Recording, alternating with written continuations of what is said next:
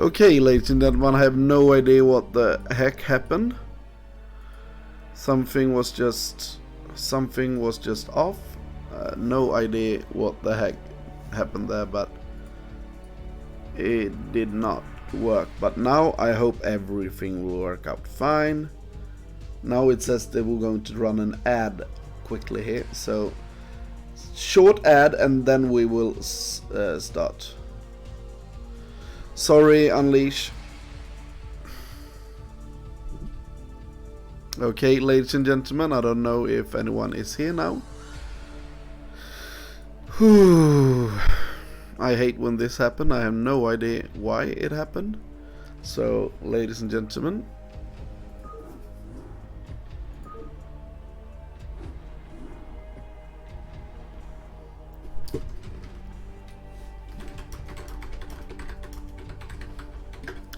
Okay, so I hope that you guys are still here and stream starts.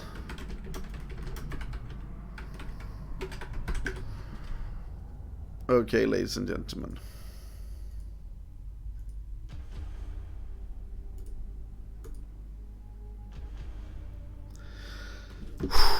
I hate when stuff like that happens. Sorry about it.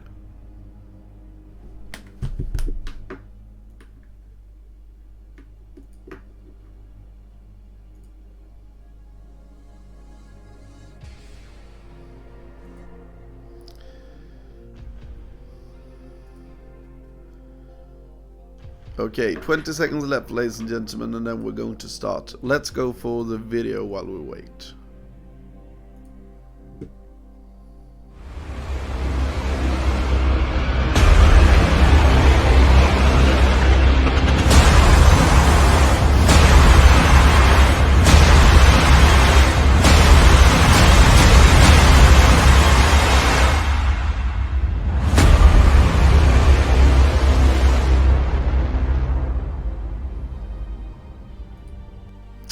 Okay, ladies and gentlemen, let's go in for game number 1.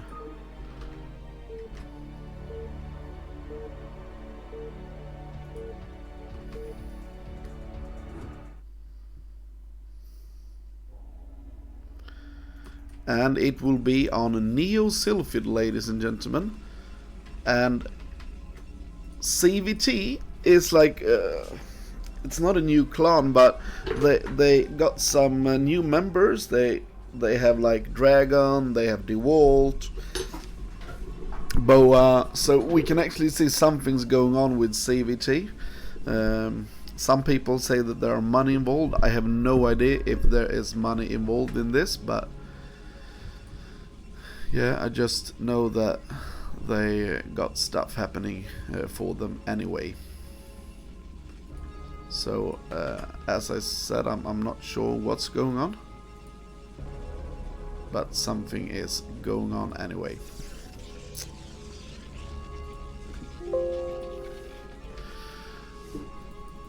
Okay, so we have Dragon in the 12 o'clock position, and in the left hand side we have CwT Lur, ladies and gentlemen.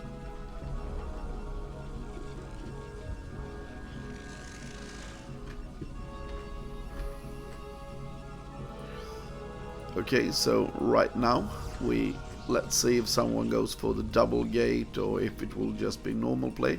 Right now we haven't seen any shenanigans. We see a little quick scout here from CwT Lur.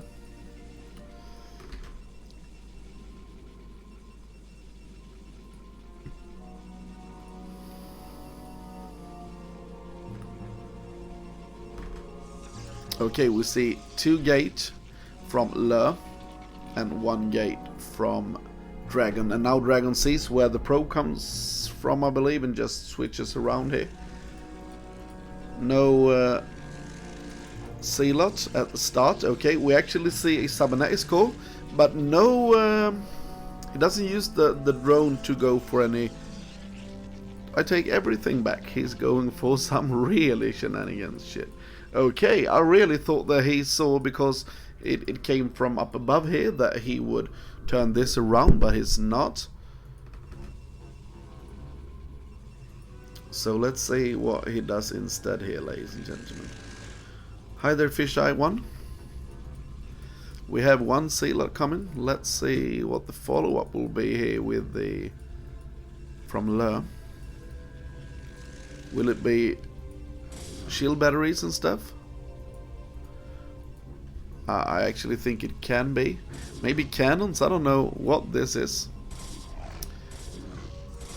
Chill battery. Chill battery has been like flavor of the month or something. So many people are doing this chill battery stuff. I'm not really sure how good Lur is. Maybe he's amazing, maybe it's not. Okay, some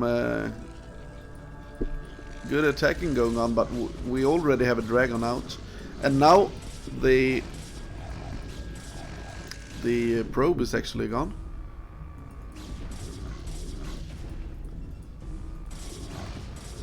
Oh, the shields is losing so fast.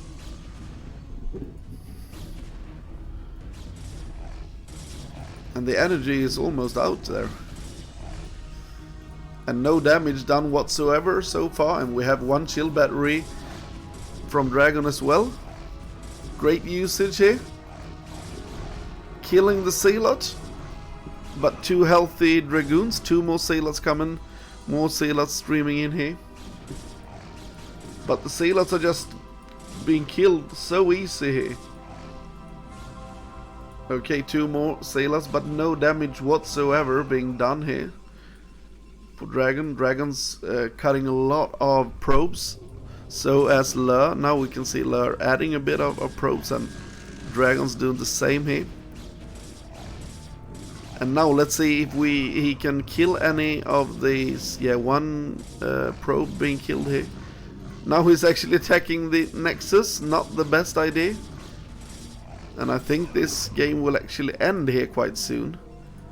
Because Lur is not getting the damage that he needs to get this worthwhile. Oh, that was a better engage than what we saw before. And his shield battery is starting to lose a little bit of battery here. Okay, more probes going down here, but now killing more Zealots. And now 3 Zealots are out, and he's going in for it once again here.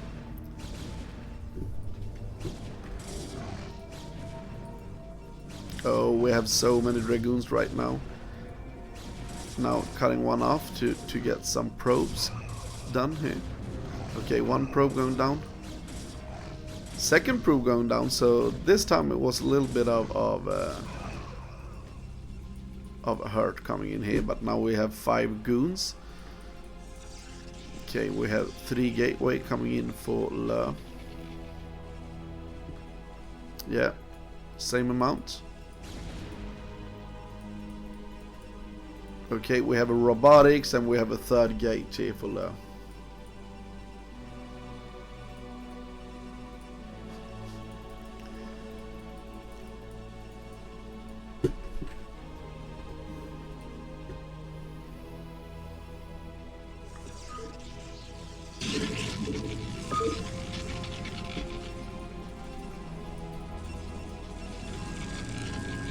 Five goons against 3 goons here. Let's see if he wants to be aggressive into this small choke area.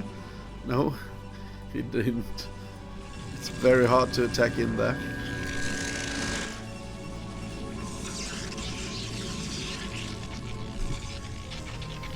A lot of times when we see this 2-gate style, the follow-up is some DTs or something. Oh, he's actually just going in. A bit risky there, but having the superior armor. Army, not armor, army. And now just killing the Zealot there. What good macro and micro here from Dragon. Dragon's doing a great job now. Okay, but now the defender's advantage will hit here. Only 2 goons left. Will he move in with 2 more goons? Yeah, because they are hurt a little bit. He knows he can do something, but he needs to get his micro going. Okay, he's going back instead, adding a third and a reaver. He knows that this is 3 gate here from Le, so Le is in a bit of a problem here now.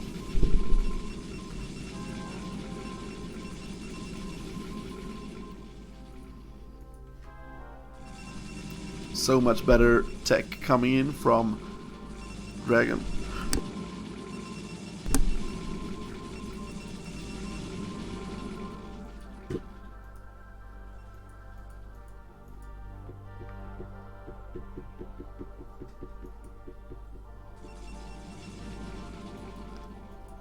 Okay, 5 goons, just look and see what can be done, and I don't think he will do any damage here because we already have 6 goons from Dragoon and we have a Reaver coming out. Some cutting off the probes here.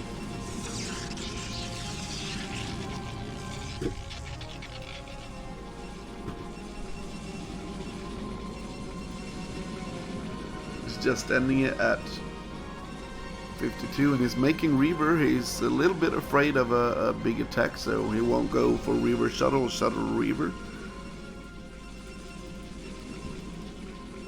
And now we have the Citadel of Doom. Let's see what the follow-up will be. Okay, we actually see some sailors in this army. Oh, great Scarab shot there. Lost 1 goon. So really good attack here from good defense, I should say, from Dragon.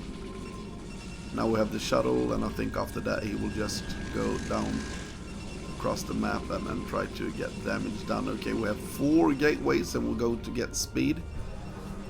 But speed, sailors, goons versus Reavers is not really what you want in your fight.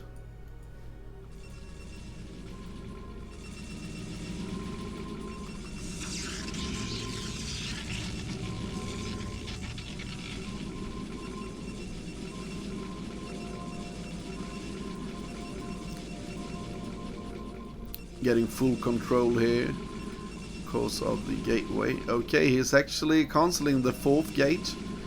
He didn't want to commit into the type all in. Oh, let's see here if he can get these Reavers. That would have been amazing. Okay, no Reaver kill, but he's catching 2 goons there off stray a little bit. Good catch from Le.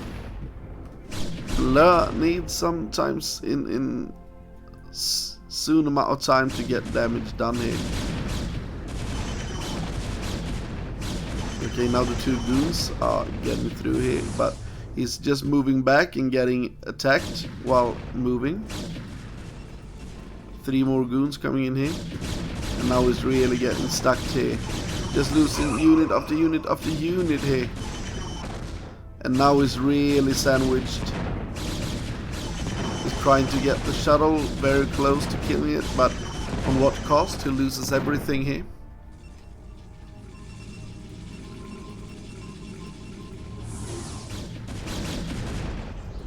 Okay, look! Oh, if he just attacks here. Oh, what a hit! What a hero goon, killing 2 Reavers and a shuttle with that attack. Amazing job. And now we have some goons up on the fake high ground here. Okay, it was 6 goons against 3, but he's just turning back.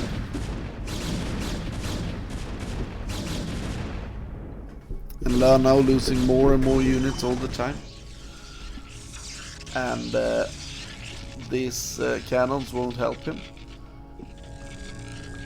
I think he can just go straight in and attack here. Yeah, and that is actually what we see here from Goon Dragon. Just killing everything here.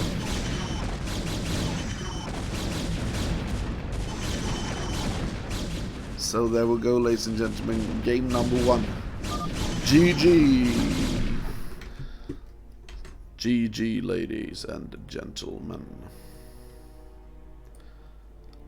So we see Dragon getting up to 1-0 here, doing it for NaS.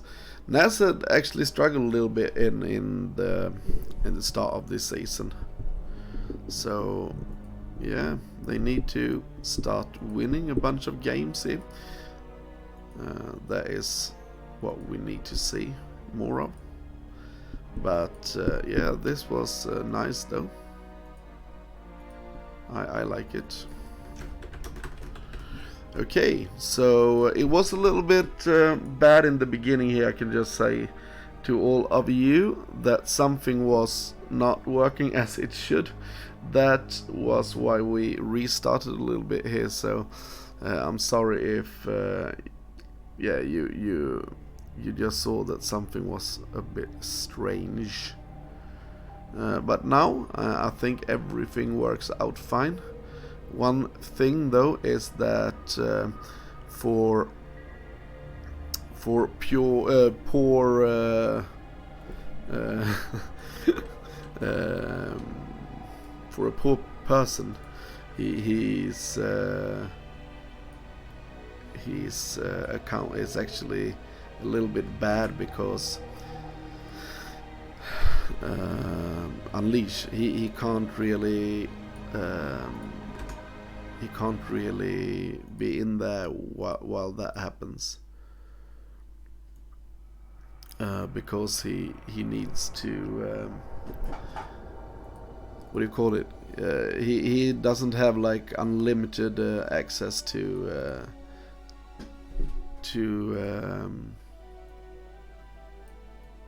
internet, so he needs to be able to have lower resolutions. I'm not sure. I can't do anything against the lower resolutions if I'm not a partner. So that is one of the reasons why I really want to become a partner. Okay, ladies and gentlemen, let's go for game number 2 instead of me just rambling weird shit here that no one understands what the heck I'm trying to do. So big win there for Dragon, and I thought that attack went really sour for Lur in the start of the game. There he couldn't do anything against it really, but now let's see if he can do better on Polypoid. And ladies and gentlemen, let's go for game number 2 of the evening here.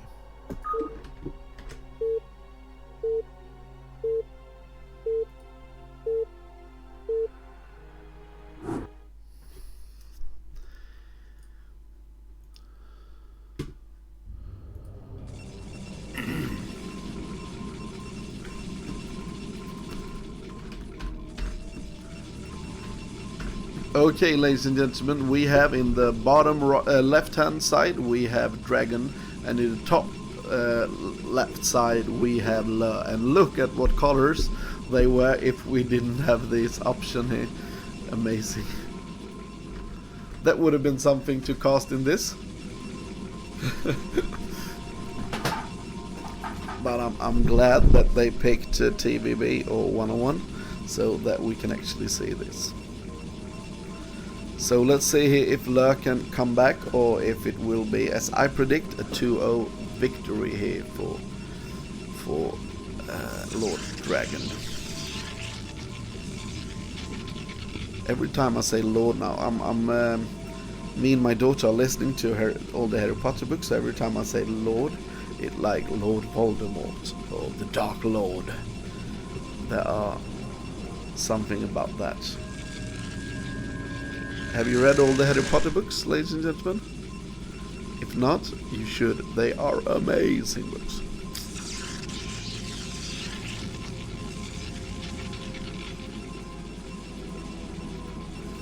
Okay, so Dragon not going for early scout. Oh, sorry for me yearning a little bit into the mic. Okay, we have a gas coming in from both of them this time, so no 2-gate shenanigans.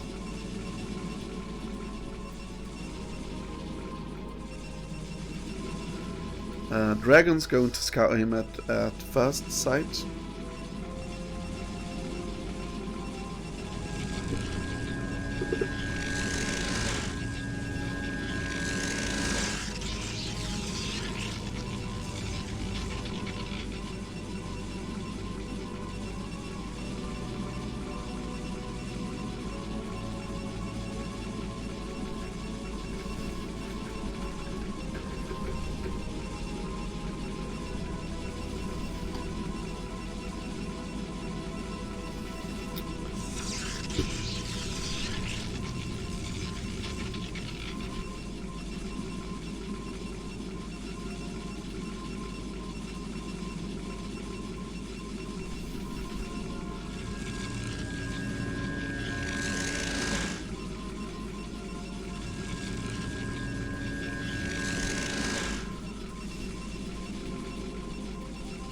We have a Sailor out and a Sailor out.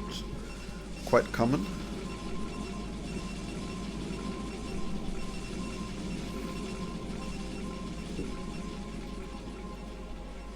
Range upgrade, range upgrade. So right now, very similar start here.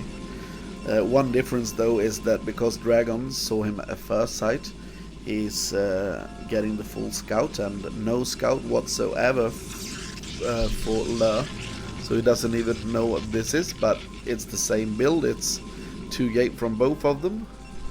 So no fast robotics or Citadel from Dragon. I thought that actually when you are not letting the scout in, I like when you go for just the speedy robotics actually. 1 gate robotics is yeah, that was the old school type build when you saw PvP. A lot of people just made 1 gate into quick robotics. You wanted to have that observer and that reroute very fast here. Okay, let's see here. We have a probe just checking out what's going on, and he saw that not much was going on. Okay, let's see what Lur will do. Okay, very similar builds here. Both hitting the robotics at 31. So, very safe play. Very standard play.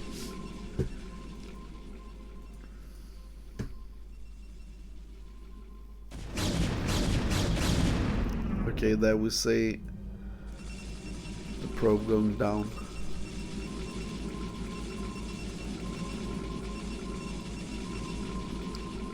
Big supply block here for a while actually for Lur, but it's totally fine. And now we have the first engage here.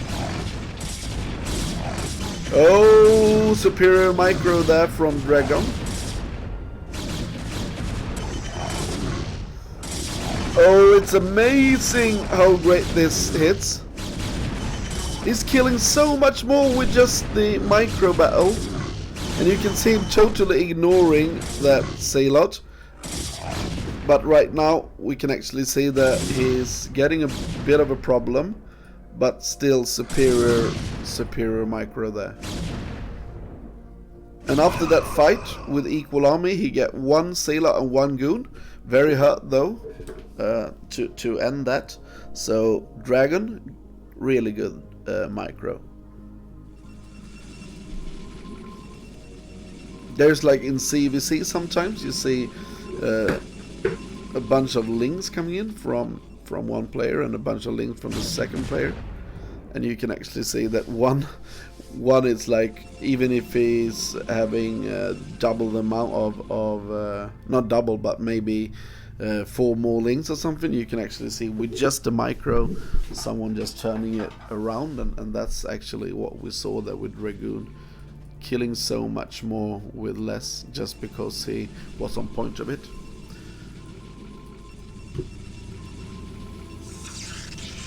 We have a Reaver, no speed shuttle, Reaver, speed shuttle. Okay, so Lur is taking more of a risk not making Observatorium this time. Now my wife got home. She has been to a year meeting with her choir. She's the kisser, I don't know what you say in English. She's responsible for the cash for the choir. Okay, so we have 4 goons, 2 more goons, 6 goon, and here we have actually 7 goon and 1 sailor. And the sailor is really good to have in an army just because it soaks up so many hits. And what you want to do is take your goons and not have them attack that. Did that hit? Yeah, it did. Oh, Reaver going down here. So Lur actually having a great fight there. Up on the high ground. I can't believe what happened there for Dragon. Just losing that Reaver is not what he is known for there. So now a quite big hit can actually be happening here. He needs to have a Reaver as quick as possible.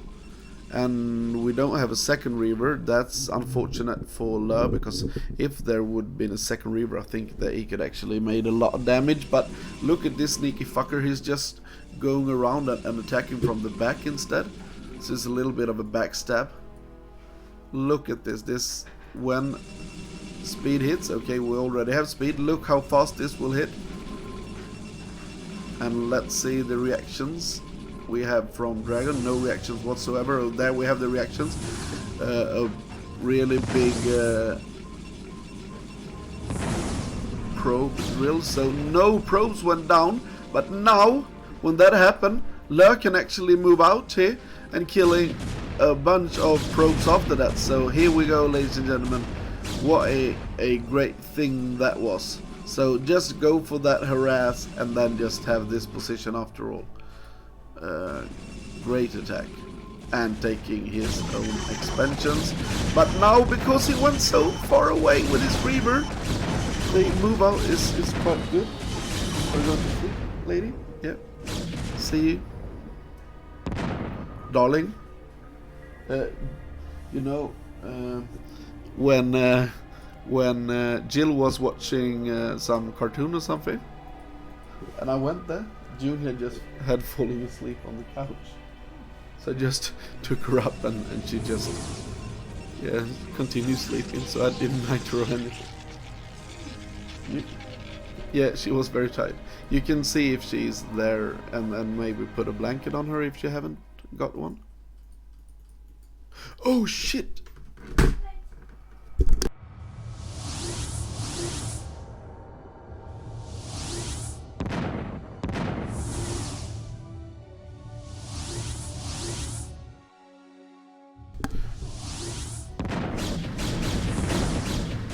Okay, ladies and gentlemen, let's see what's going on here. Maraxus von Kelt. Hi there.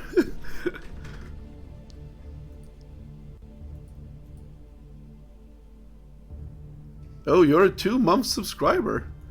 Thank you for that, man.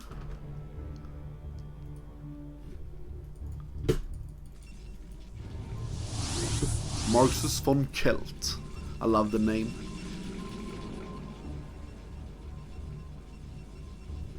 Why did you get scared, Exos?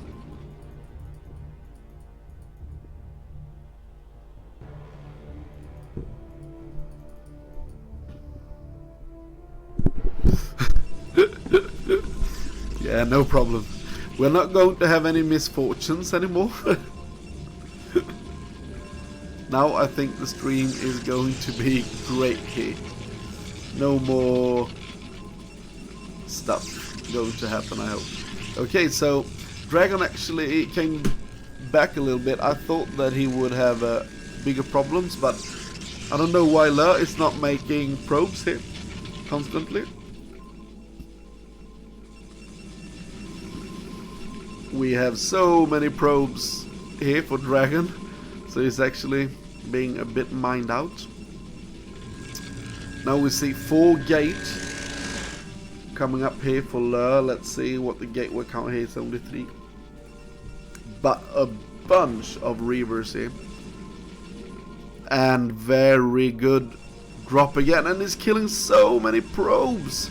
Lur is actually playing amazing this game, hindering Dragon a bunch here, and I think that he needs right now to, maybe he doesn't need to, but I think he should actually try to push a little bit more. And now we see him probing up a bit. I like that. Okay, he's actually just adding gateways, looking to take a third. He doesn't want to rush this whatsoever. And you can actually see here, because of how this position is, this is actually the bad position when you have a PvP here, because it takes so much harder time to get around than to get across. Oh, look at this, he's just leaving, and while he's leaving he's dropping again, and the first Garrett hits, killing a bunch of units, and he will just go straight in there, and Dragon says GG. So Lur taking the game, ladies and gentlemen. Amazing. Amazing that Lur takes game number 2.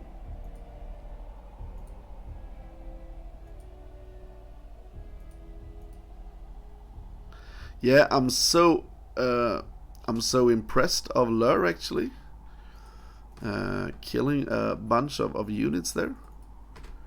And that harassment with the Reavers really paid off. And Dragon really never got back into it. So Lur, we can see him actually being on 302 APM against 230. So yeah, very, very good there for our Lur player. I don't know where he's from. And next game, actually the last game in this series, will be on Revolver. So Revolver, and we have 1-1. Let's see who takes the lead in the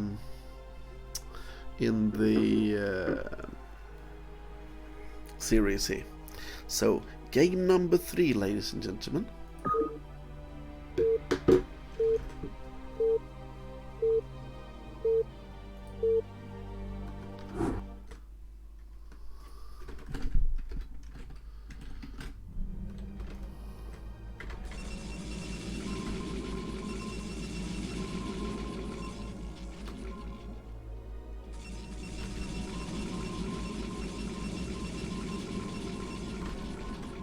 Okay, we have in the bottom right hand position Dragon. In the bottom right we have Lur.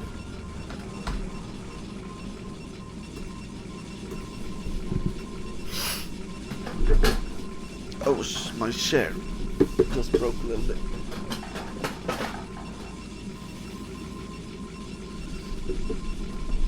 I really need to buy a new chair. This is so broken. It's getting off all the time. Okay, we have a pylon and a pylon.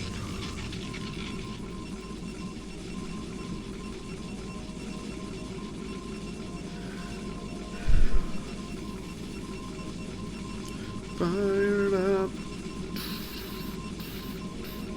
Let's see here. This is parallel spawns here, and both actually are, because this is Revolver, so both have the natural towards one another. So I think if you want to go for a 2-gate, this will be the time to do it. Okay, he's actually scouting the... Oh, I thought he would go to scout here, but he's going for this scout. Okay, he's not going for that scout. So usually you go for that scout or that scout, let's say. So Lur will not find Dragon at the first scout. We have gas coming in for Lur and gas coming in for Dragon. So now they are playing similar once again, no 2-gate. Sometimes this can actually be quite alright with the 2-gate on Revolver, just because of the rush distance from here to here. And it's shaped a little bit different, this map as well. We have no Zealot yet. Let's see if they want to go for a Zealot. We see that from Dragon, but not from Lur. So Lur is not going for additional Zealot. Sometimes you want to have that additional Zealot, just because if there is a 2-gate and you're going straight into goons, you will have big problems. But he's taking his chances here, Lur. He doesn't think that Dragon is a 2-gater, so because of that he's not going for it.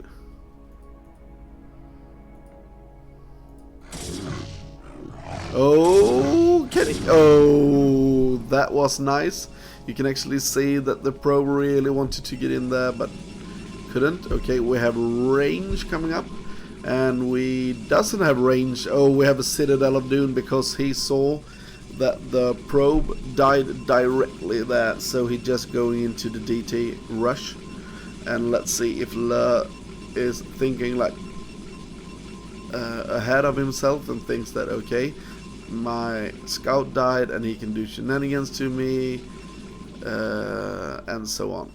So I let's see if he, how he thinks, and if he wants to go for the observer. This is very, very fast DTs actually. Yeah, look, the archive is already started.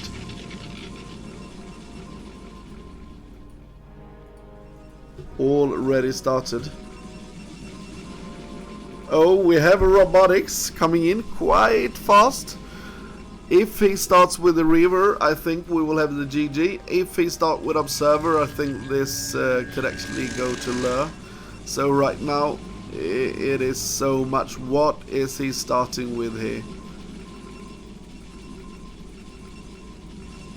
Will this be okay? Now, if he scouts with this and he sees that there is a Nexus, then I think he knows that it will be DTs. Yeah, now we see the scout coming in here. He really needs to find this. We have a first DT out. We have a forge, so there will be cannons up here. And now everything is close. What do we have for additional tech? No additional tech so far. Observatorium. And the first DT is out.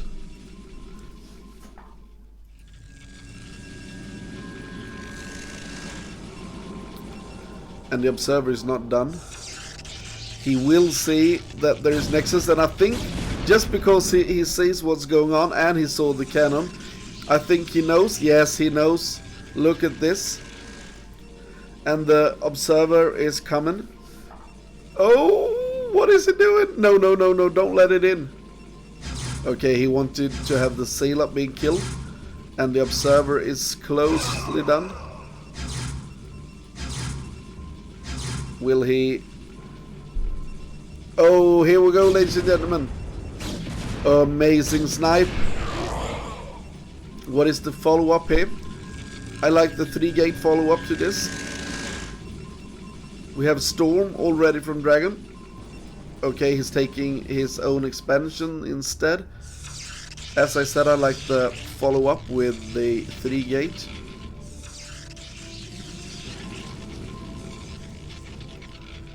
And just try to crush. We have 3 cannons actually, so that's not enough, I believe, if he wants to be aggressive, but it doesn't look like he wants to be aggressive.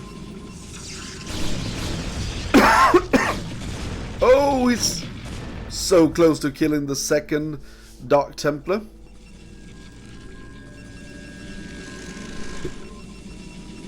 Oh, this will be storm drops.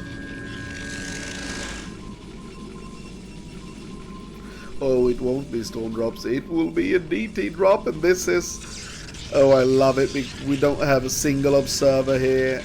Lure is just okay. If you want to play that game, I can fuck you over, and he wants to drop it. So I think he will just get in here and drop that, and now he will see that there is no robotics facility or anything. Really, really brainy play here. I saw actually Master Ray play against Wave, and Wave is not a fast player, but he's a tricksy player. He really likes to go for tricksy builds and so on, and he played against Master Ray, and he did a similar thing here to what we see. But you see a cannon in the middle here. And that's why we see 2 goons with this as well. He wants to hit that straight up. So he can't wait. He can't wait. This is a little bit too slow. He needs to go right now, ladies and gentlemen. And this is too late. I don't think he will get it. Let's see. Oh! He didn't. And he lost everything there instead. And now he is in a shitload of problems from having an interesting position. Now everything just went sour there. So for every newcomer here that has not been here for all the time here, we have today the BWCL CwT versus NaS, and the score right now is 1-1. Hi there Tetsu, hi there Mind Flayer, and a lot of great people is sitting here. So welcome everyone.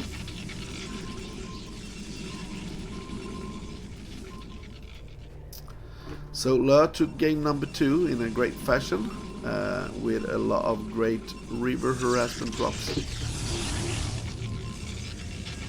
Okay, now we have Storm. Storms coming in here.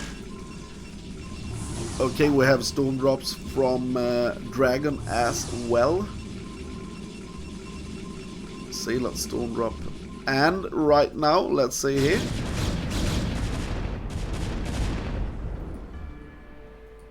Yeah, Lur sees that, of course.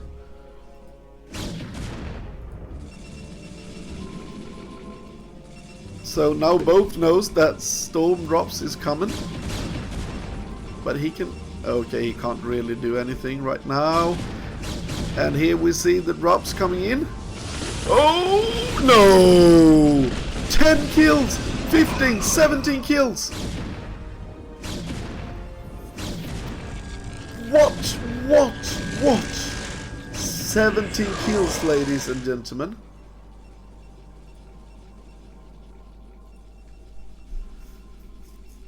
That was a lot. Now he really needs to hit him back. 52 to 27. Okay, now he's just moving out for the kill here. And now we see the storms coming in here. Oh, he doesn't even drop them. Okay, now we have double the supply. We have a bunch of stuff just not going his way. So right now everything just feels truly sad for Lur. Yeah, now we see a bunch of units coming in here. No +1 though, but very soon +1. And we actually see Archon in the desperation of Lur. Okay, but he's not attacking, he's just standing there. 1, 2, 3, 4, 5, 6, 7. Sorry, 8. We have 8 factories from Goon. And a third coming up. And 20 more workers.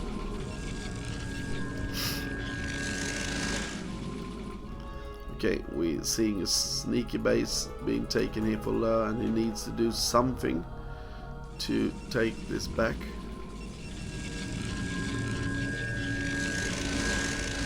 +1 is there anyway. Now let's see if we will have an attack.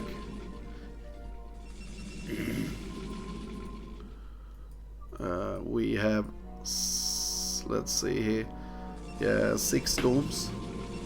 6 storms, ladies and gentlemen. We'll just rain down over this. Rain down, rain down. It will be raining storms over this blue little army. Blue blood everywhere. Okay, he doesn't want to attack, he just wants to stay ahead. 58. And no more gateways though, he needs a bunch more gateways. Yeah, here they go. Doesn't have a lot of space, maybe he can build some down here.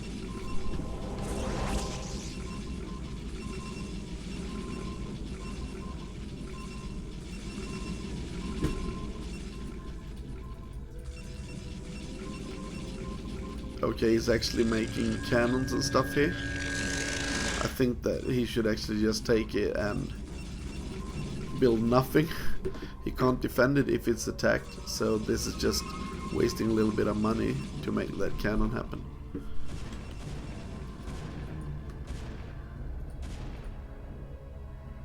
Oh, Dig Diggity Dad has come online as well. Thank you, sir, for being here.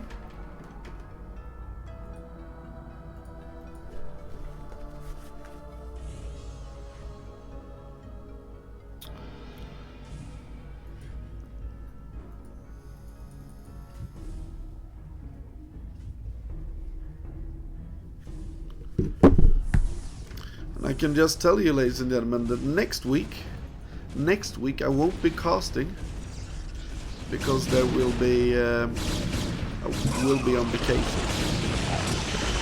Oh, let's see here. Now we have some great arcs, but the first storm from Lur was actually good there. More storms.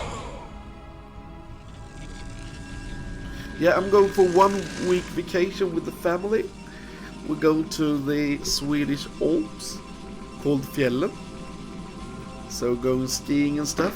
So I can't really stream from there. Oh, I can stream from there, but I don't think my wife will appreciate it. And now you see him killing this off.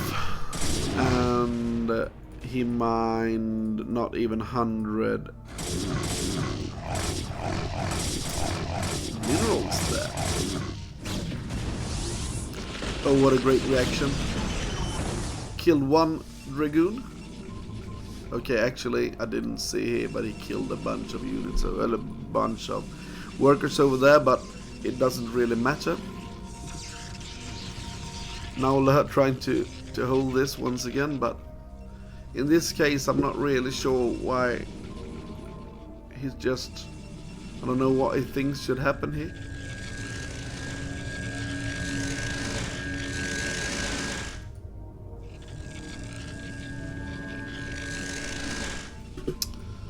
Okay, dragon is just standing here.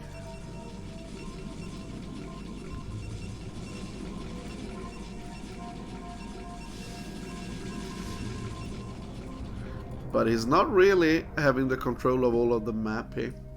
But we see 1, 2, 3, 4, 5 base dragon here. So big lead for our red Protoss from NaS.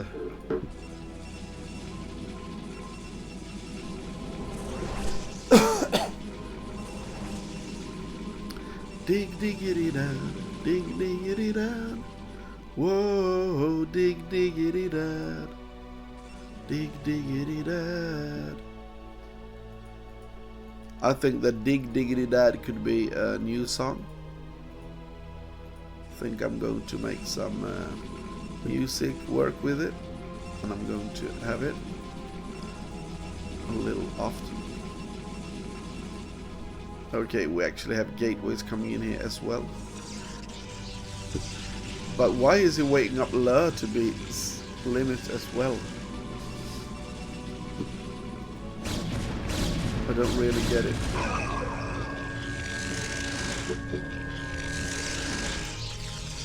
Now dragon, will he try to attack here?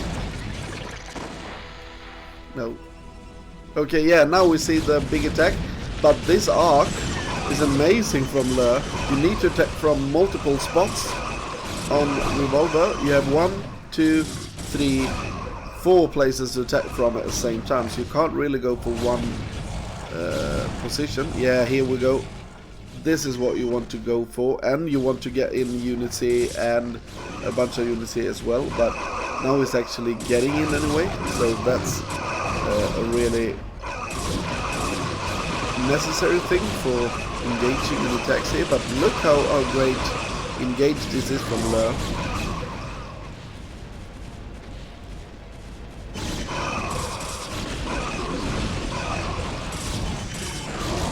The supply lead is plummeting in from Dragon, but still Dragon is in so much of a superior spot.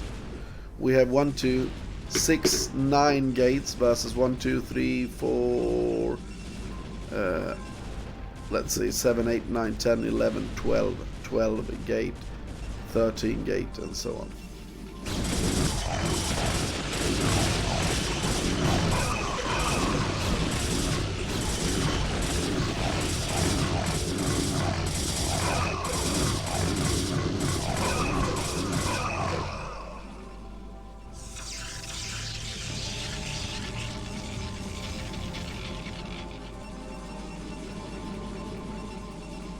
And now Lur is actually saving himself. He didn't die. He is safe. So let's see when we have the next attack. Will there be just a big time attack once again here? We have 5, 6, 7, 8, 9, 10, 11, 12, 13, 14, 15 gates. Okay, some small counterattack actually doing a great amount of damage here, killing all these, and let's see if we can get the Nexus.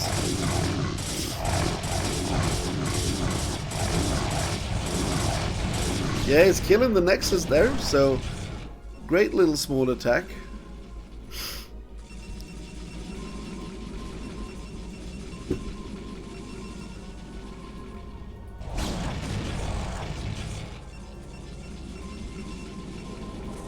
Trying to get one more base here.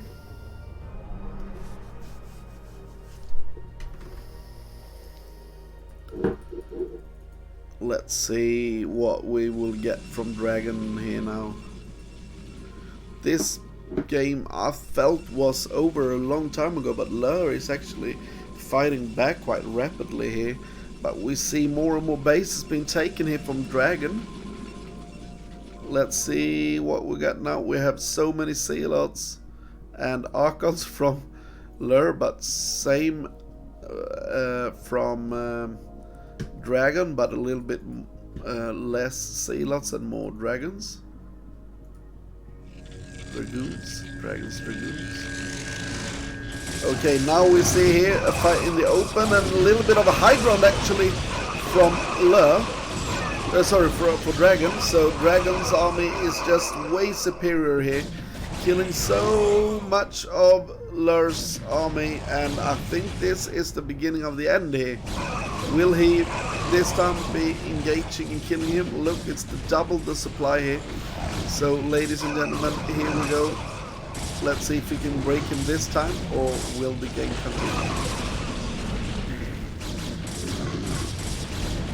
After that storm drop in the mid game, I thought it would end so much faster. He killed so many probes there. Okay, we have a small army from Lur, but he doesn't want to leave. Okay, no attack just yet. Let's see what he wants to do now. As I said, you want to attack from every single entrance at the same time.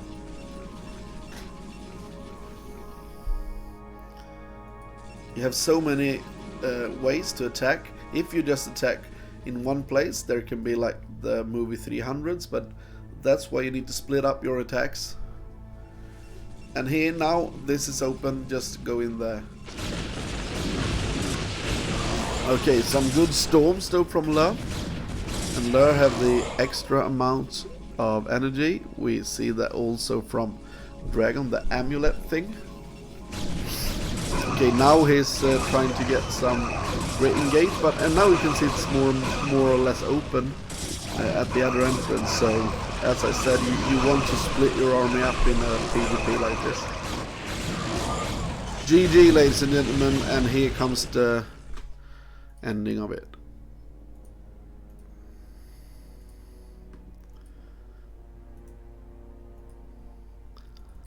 So NaS taking game number 1, 2-1, but it was really worth fighting for here, and it was not the easiest thing for Dragon. I thought it would be easy for him, but it was hard. I will just check the score line, and you can see what's coming. We'll have Mars versus Dark now.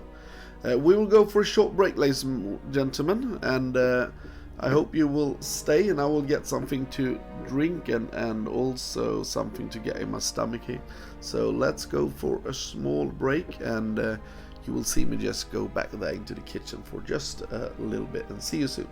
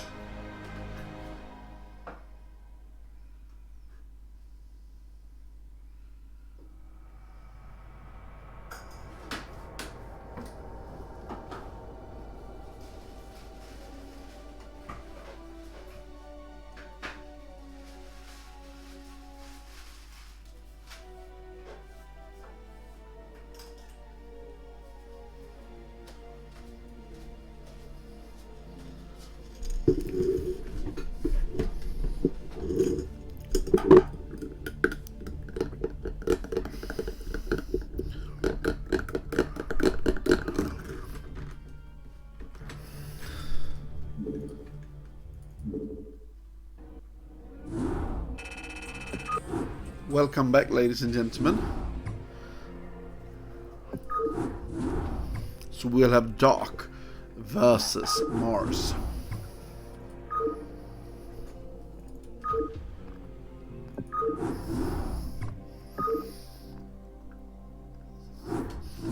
And we will start on Neosylphid, ladies and gentlemen. And I must say, this has been one of the most quiet games ever.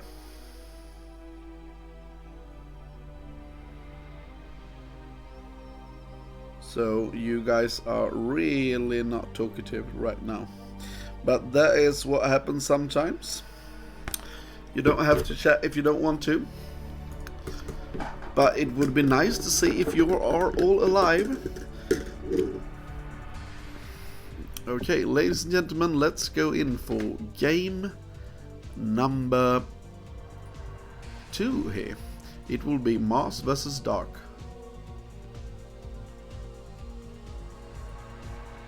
Oh, you should never ask for a woman's. You should never ask for a woman's weight, sir. 187 core.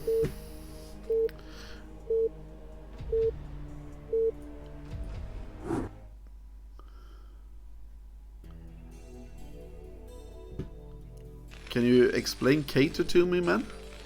What the heck is that?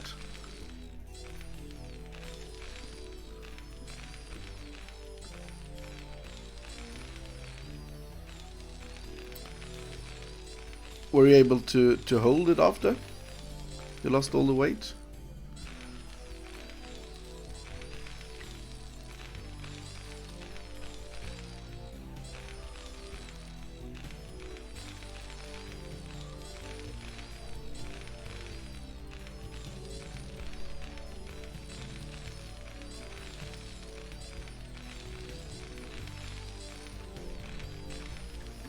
Okay, explain a little bit more, man. Okay, we have Mars in red at 12 o'clock position, and we have CwT Dark in bottom left, being Protoss.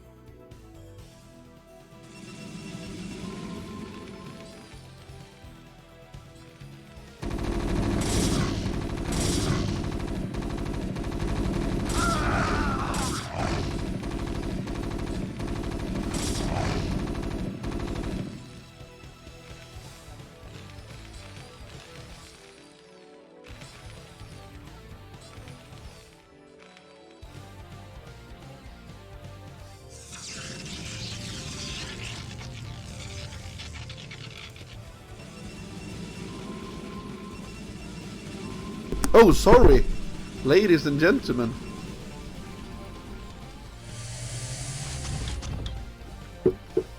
Thank you, LML.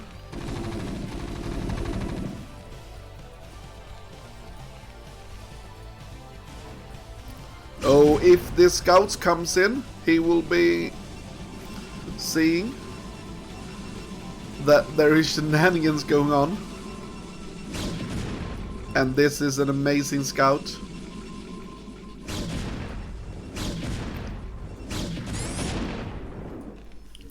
Okay, Mindflower, do you think this is a good thing then? Should I go for the Kato Shama?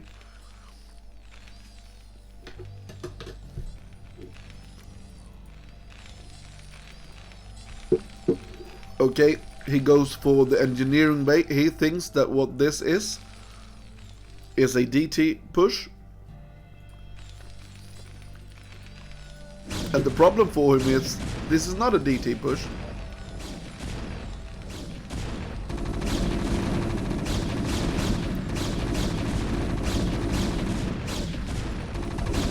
Yeah, thank you for explaining anyway, Mindflayer, but do you think that I should try it?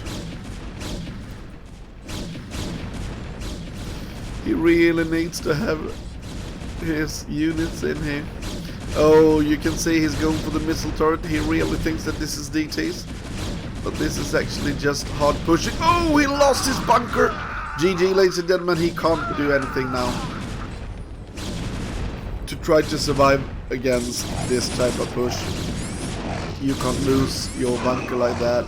Oh, amazing cheese here from Doc. It looks like we have C Oyaji all over again. This was Oyaji for a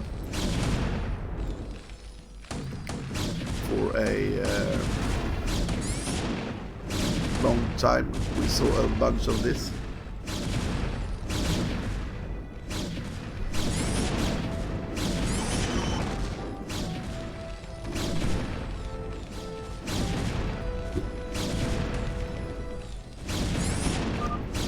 Okay, so it's a non-carbon hybrid. Okay, so no pasta, no stuff like that. GG's, ladies and gentlemen. So Doc taking game number 1. Didn't that have another name for a bit? It called like, I don't remember. It was some other name, wasn't it?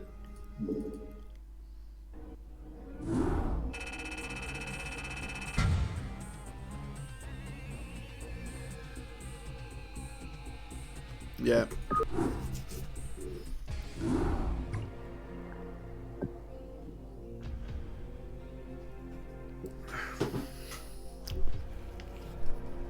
I thought that just had another name when you eat just vegetables and meat. Yeah. Okay, GG, ladies and gentlemen. So Doc leading here 1-0.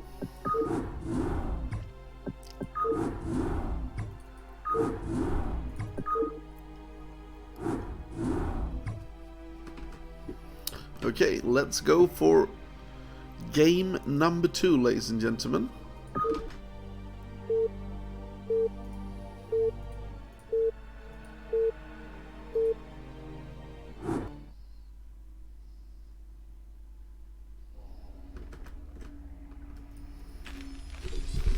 Yeah, let's say 187 core.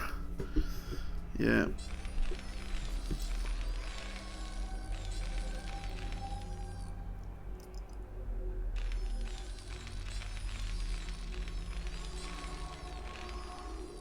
Oh shit, yeah, okay. We have Mars in the lovely color of magenta playing Doc, and they both are in the bottom hand side.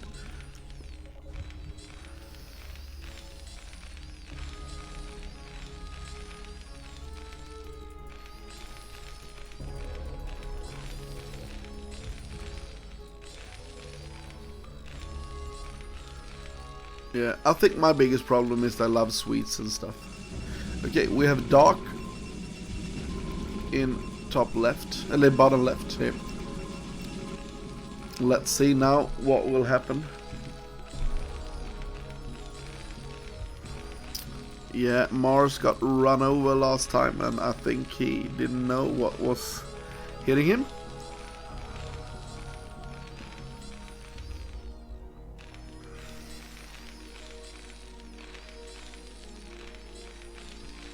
Of course I were LML.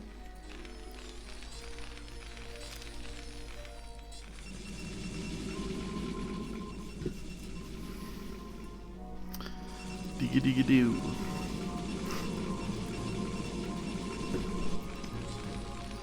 I've been around in all in all of it.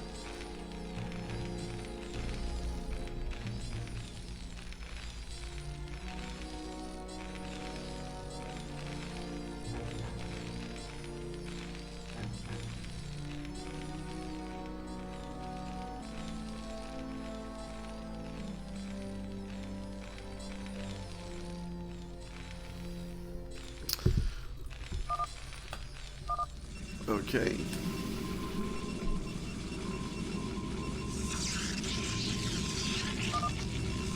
I started playing 1998.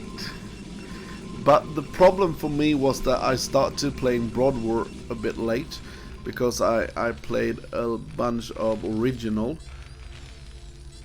So I played original for a long time. I played with a Norwegian player a bit called Riska, IRK Riska. Yeah, Norwegian dude. Yeah, and I've been yeah. So I played the original long time after Broad War was launched.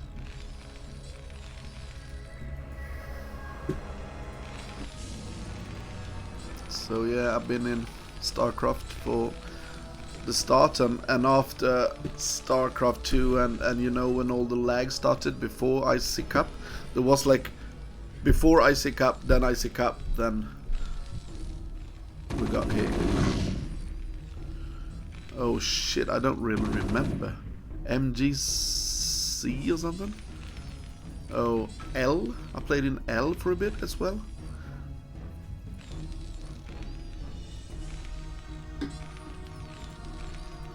Yeah.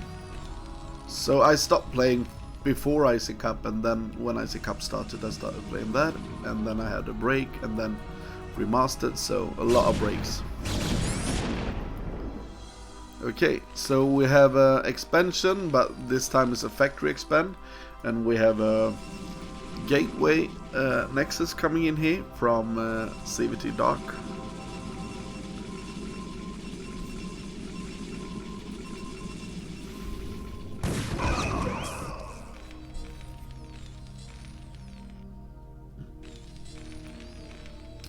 Let's see. He needs to have the barracks in here.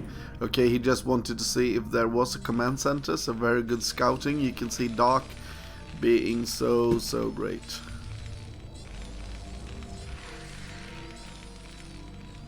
And now we have tank into siege. Let's see what Mars going for now. Now you know me, I want to see a armory here.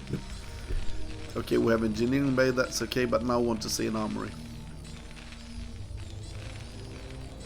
Right now an armory, not a second factory, an armory before that.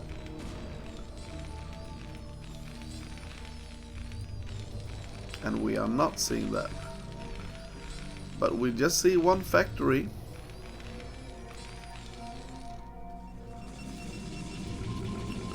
We have 3 gates, robotics. So quite standard. And we actually have a siege coming in here from Mars. Mars is taking it really slow. He's a bit afraid that he doesn't want to be run over. So he's taking it very slow here now.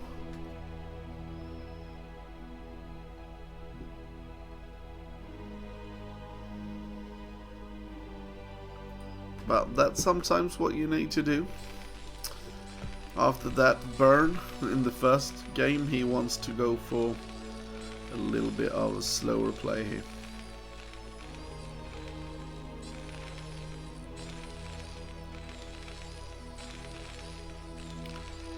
Yeah.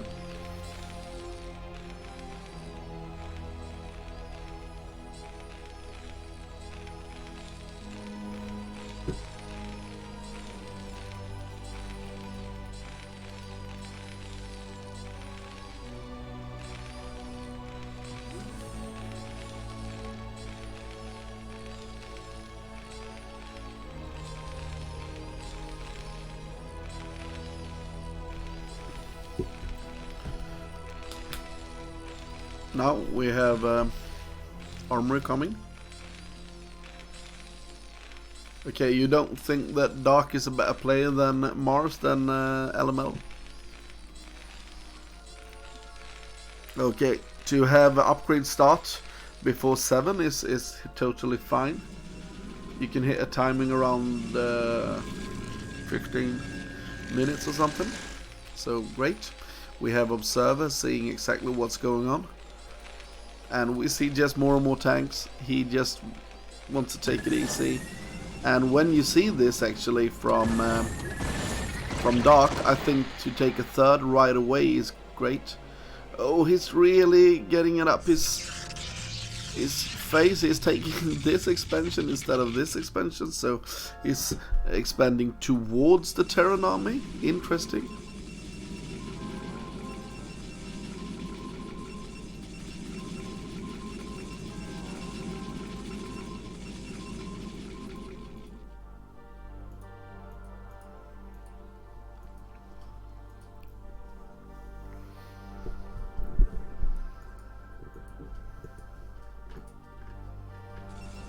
Okay, so just goons, very passive play here, no shuttle.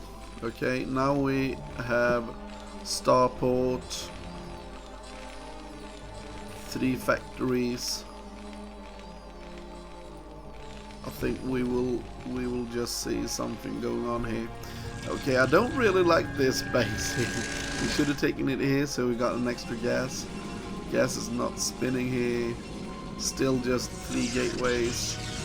Now we see the gateway explosion come, but it comes. Yeah, it's okay to have it here.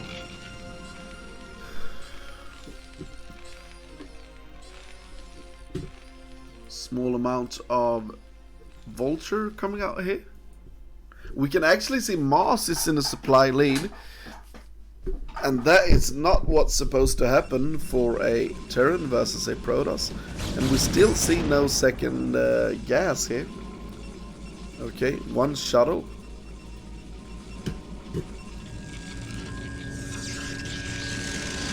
Forge spinning.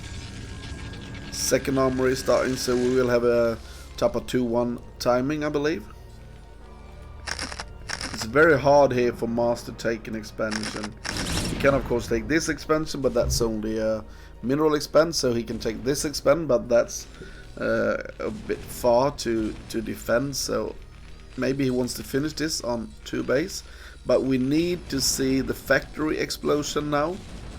We will have the 2-1 timing, but we need to see a bunch now of factories. I want to see him get up to 8 factories. Okay, he's making command sensor. He wants to take this. Then it's not as important to go up to it, but still. It's still great.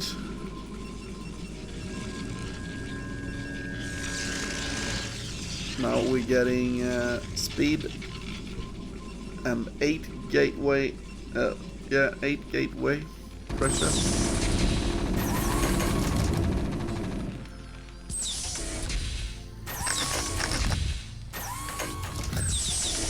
Two shuttles, they are empty, both of them. Interesting. And now let's see the gateway explode. 1, 2, 3, 4, 5. I want to see 3 more. And the 2-1 starts. Where's the rest of this?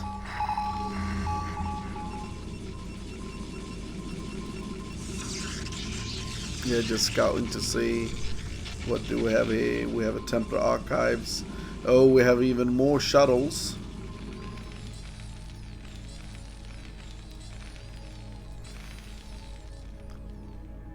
Third shuttle. So 3 shuttles. So let's see if this will be some type of shuttle bombs. 1, 2, 3, 4, 5, 6, 7 now. 1 more would be great. And there will. Now we have the 8 factories. Will there actually be 9? Sometimes we see the 9 factory push. Doesn't look like it, ladies. Oh, let's see here. Will this work? I think this is not what's it's supposed to, I don't think this will work. Oh, he's actually not doing it. Let's see here. Oh, he is doing it. Will there be any Goliaths coming in here? Yeah, now we see some Goliaths. This is crazy. This is crazy to do this attack here from Doc.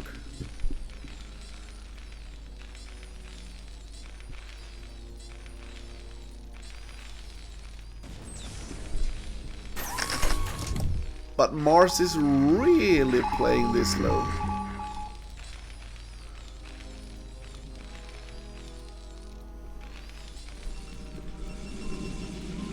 We have +1, +2 coming in. Okay, we have a 4th being taken from Doc. 1, 2, 3. Okay, still 8. Okay, now we have double Stargate into Arbeiter tech. Look at the amount of probes and SCVs in this game.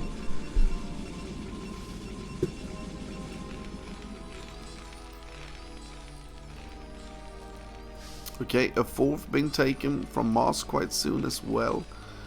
2-1 is hitting. Let's see if he wants to go for the 2-1 timing or a maybe 3-2 timing instead, but I think he should actually attack now. We can see him being at supply lead. No additional upgrades starting.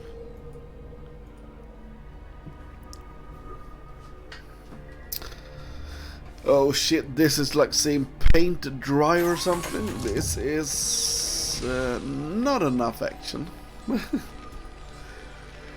Come on, I don't want to fall asleep while I'm casting.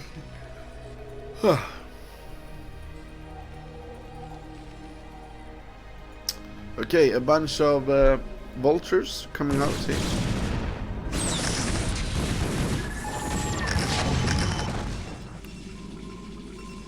Great siege. Look at the amount of probes in here. What can Protoss actually do against this now? Oh, so fast shit dying here. Okay, when we actually see the shuttles just going down very, very fast. A bunch of tanks and everything just melts here in this great upgraded army here. So Dark can't do anything, and now we see the 3-2 actually starts. Very slow with his Arbeiters, and they won't have energy to do shit when they come in. Oh, that's the high ground is the only thing that's not taking it a little bit slow here, but now everything just plummeted there for CwT Dark. So CwT Dark going down. Ladies and gentlemen, we see 1-1 coming in here.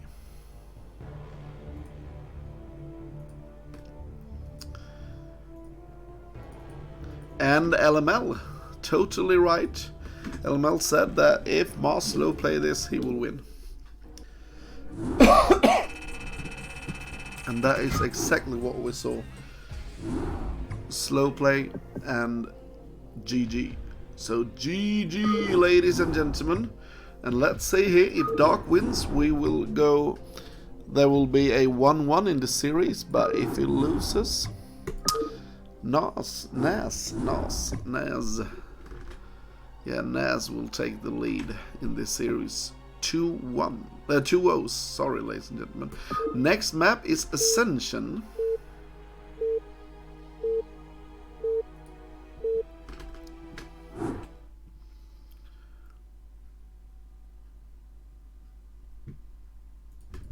Okay, ladies and gentlemen, we have NaS in 12 o'clock position, playing CwT Dark in the 7 o'clock position. Let's see if Dark can come back after that big loss in the last game.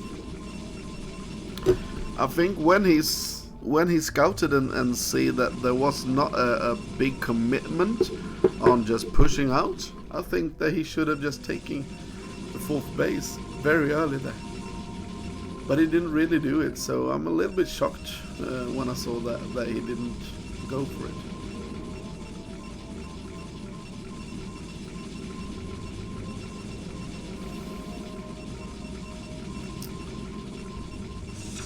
Yeah, but that's sometimes what happens.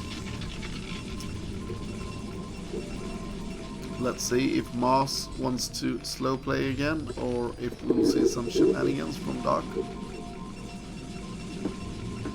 CwT Dark. I remember in StarCraft 2, the Zerg played Dark, the Korean Zerg, when he played Björn in the finals 2018, I believe it was. In the VCG final. That was amazing. That was one of the best micros I ever seen in StarCraft 2 from Björn. That was one of the best series I ever seen. It was like, yeah, he got an erection while seeing it. It was amazing. Okay, let's see if Mars wants to slow play this once again. It looks like he wants to go for the factory expand instead of the gasless anyway.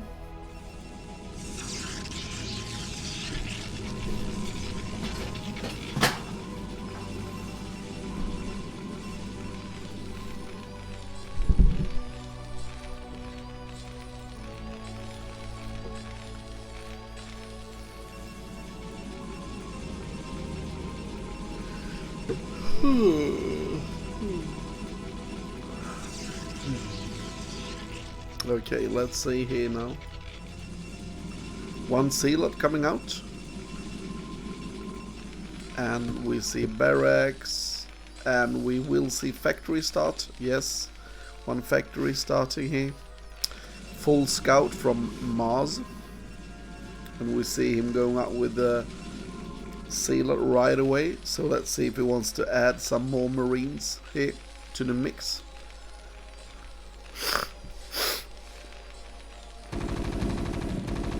Okay, he's just standing with one SCV here. Quite slow with the second Marine, but I think he will be alright when the attack hits. Let's see now what Dark will try to do. Okay, will he move out and make gateways? No, it's just to get the expansion down. Oh, great micro here. Dark is doing a great job. Oh, killing that. Oh, 2 left.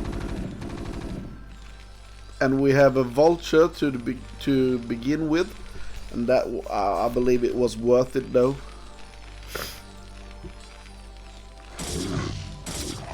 Going for the SCV. Oh no. Let's see the vulture getting a bunch of hurt at that vulture. And now we see the goon being here. Let's see, the ranger haven't started yet. And I think actually he can just move past if he wants to. There's only 2 Marines in this bunker. And it will take a long time to get to the tank out. Okay, he's not even getting the tank out. He's making one more vulture. And now let's see, range is quite soon done. And if he wants to, he can just run past it right now, but he's not going to do it. Okay, this is good. Using an SCV to get some damage and then run in for the vulture maybe. No, he didn't do it.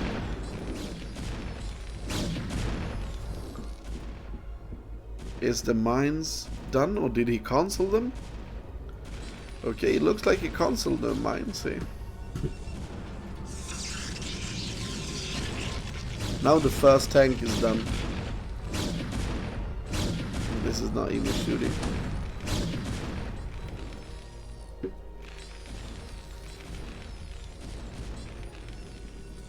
Three gateways, robotics, expansion. They killed both the SCV and the vulture.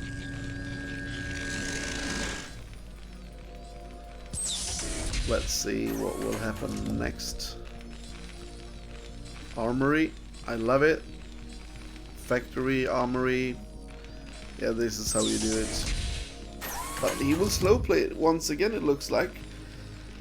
And now we'll see, now when he sees that there is siege, he knows that it can't be like a big push or anything, so why not just take next base right away? The Vulture didn't have any mines, so he knows that this is not a committed push or something like that.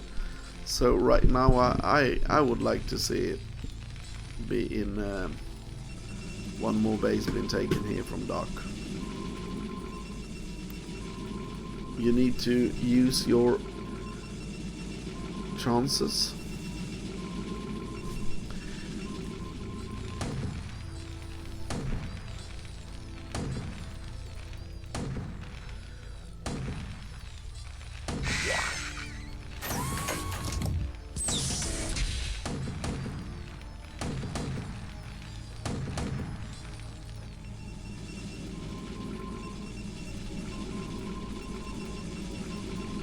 We will have a Reaver and a Goon coming in here trying to harass a little bit.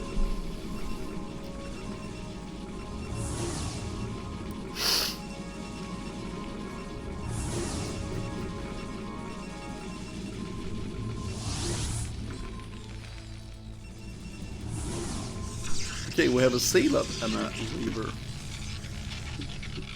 And we're starting to get a turret ring, maybe? Okay, it's only one turret, so it's surely not a ring.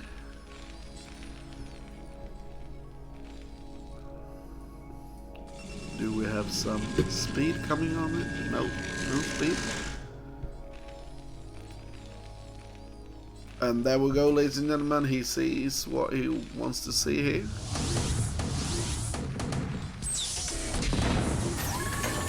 One shot. Sealot dead. Okay, didn't do damage there really. Bit of a miscalculation.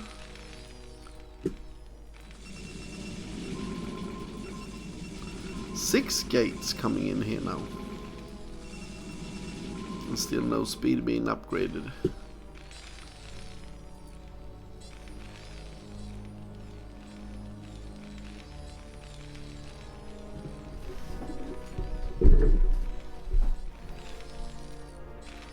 Yeah, let's see here. We just see some repairs coming in.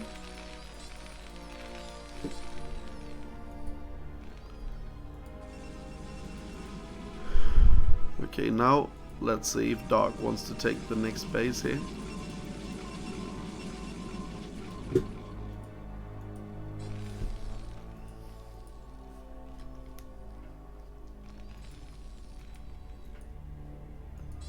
Let's hope we get some Zergs in the next game, ladies and gentlemen. This is what happens when you don't have a Zerg in it. They just slow play it.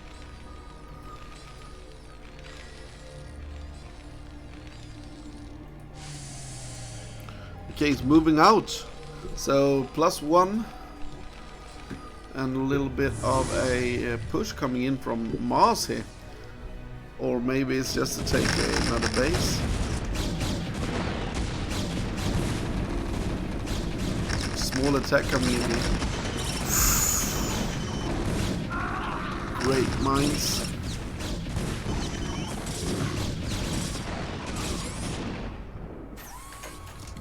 The tank count is quite high as well here.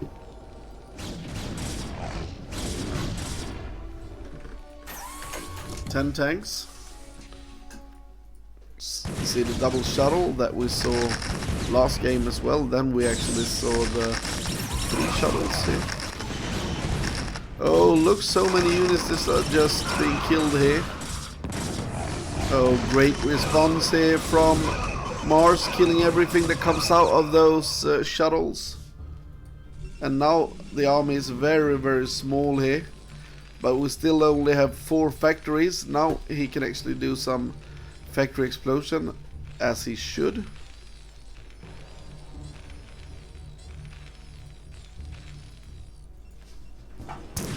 We have some vultures just dying here. More vultures and tanks coming in here. Let's see what they can do. We have nothing to shoot up, so he needs to target these sealers as quick as possible. losing a bunch of tanks. This time the drop was so much more efficient than what we saw before. Oh, look at this. Very good engage here from Mars.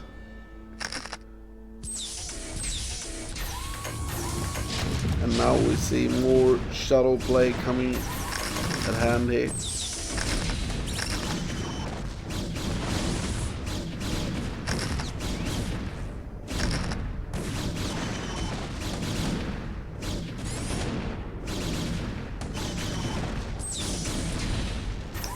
Very good attacks here from Mars, but because he didn't have that many factories out, he couldn't really rally more units as he should. Let's see if he can get in. Okay, only one vulture get in, but be killed quite early here.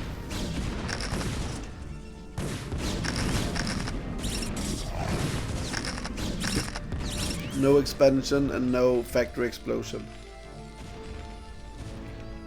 I think he is more or less dead here now, Mars. I believe if we saw some big time push, so. Oh, CC built in the main. Yeah, sorry LML, I missed that as well. So maybe it's not worthless for him anyway. We have 1-1 upgrade. That's okay, and we have a CC floating over to his third.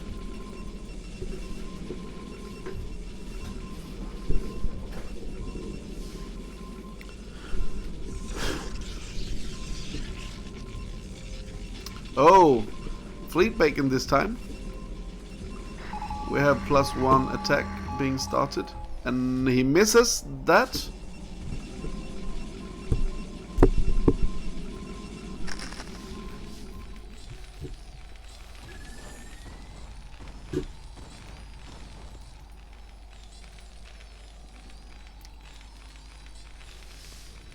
Second armory coming down. Now we have him at 1-1.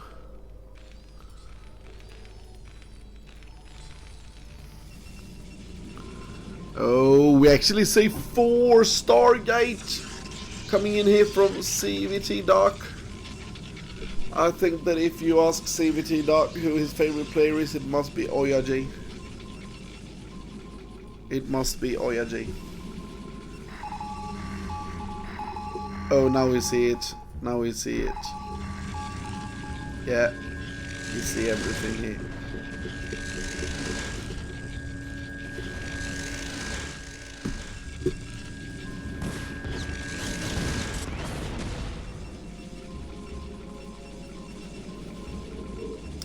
Okay, he's making 4 carriers at once. Look at the supply just flopping up there.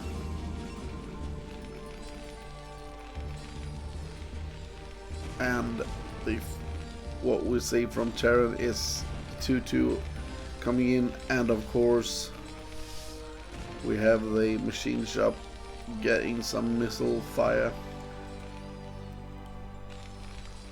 And what you want to do right now as Mars is you don't want to sit in your main, you want to be able to push out. You can't be on defensive side of things when you are facing carriers. Then you need to be on the offensive side of things.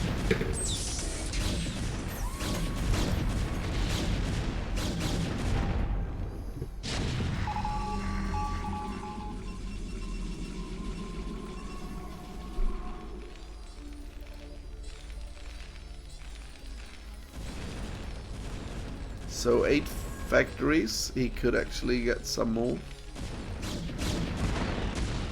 Denying a little bit of vulture harassment.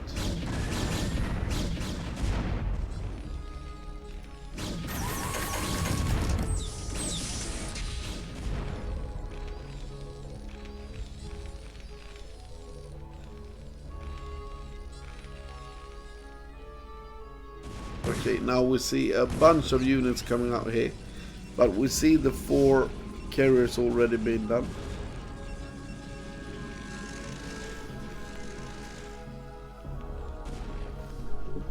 4 carriers at once is quite huge, and now we actually see 3 more carriers straight away, and I think we will see the 8th carrier starting here. But the amount of units that we see from Protoss is way too small to surround and do something against what Mars coming with, so he needs to use those Reavers right away. Oh, it's just moving into mines. Oh no, look how much he lost there. He's actually been down in supply now because of that. You can't move in like that. He had an observer here, but he didn't watch what that observer was doing, and the interceptor is not it's not done yet.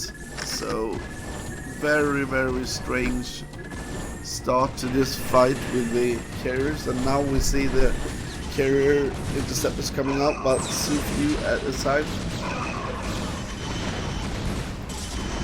Now we have some sailor bombs. Oh, that mine in the middle there really hurt a lot of the units. One more carrier being done. But look at the supply here. The NaS will take it, I believe.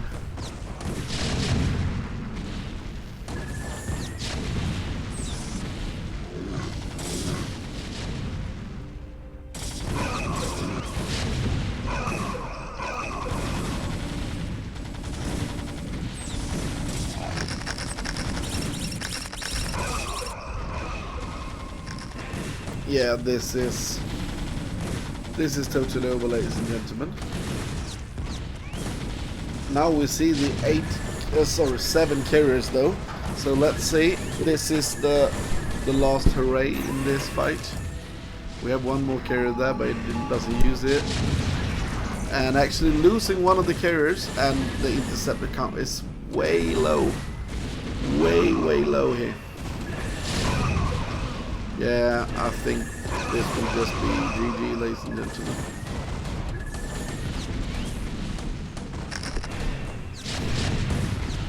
Yeah, look at the amount of units just streaming down. 2-2.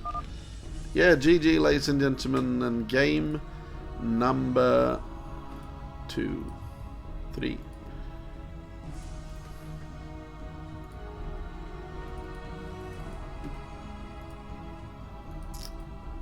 So if you haven't subscribed or followed, you can do that. I would really appreciate it if we could get some more followers. I know that we are above 600, but still. GG, ladies and gentlemen, and let's go for a quick break, 1.5 minute of a add-on, and that's just because of something called pre-roll on. That is every time you hit the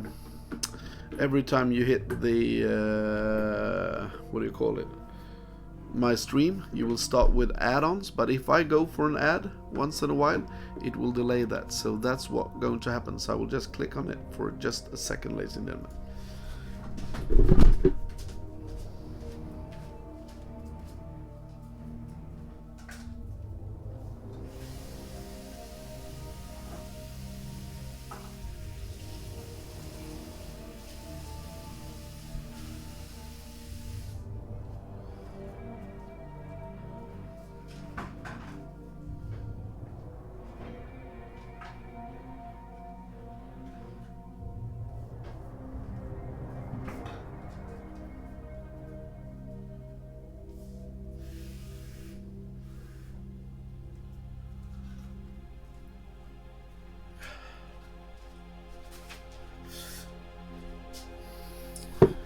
Yeah, nice series there, ladies and gentlemen. So we have the next, and it will be Rosho versus PTAC. And now we will have a Zerg in a way, so that is fantastic news for me. I'm sorry if I'm being down today. COVID shit taking me hard. So now I'm taking a little bit of a Red Bull here. But the Korean 1-6 blah blah blah that was in here before. Let's see if he's still here. He is not, and Mindflayer is not. Oh, 187 core. Look at this. This is sugar-free Red Bull. So I'm thinking about my health, ladies and gentlemen. Yeah. GG's. And now we will have P-Tech versus Rojo in the next series, ladies and gentlemen. But it's sugar-free, man. Do do do do do do do. Do do do do do do do.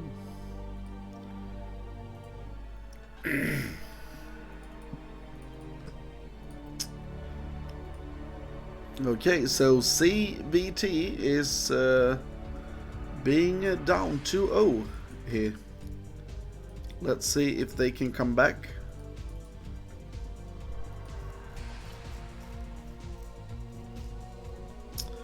We will have some great players now in the next round.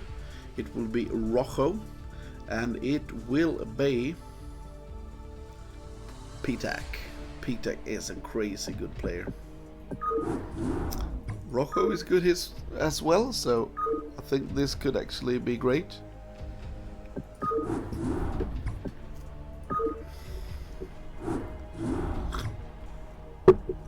And everyone, please follow if you haven't done that.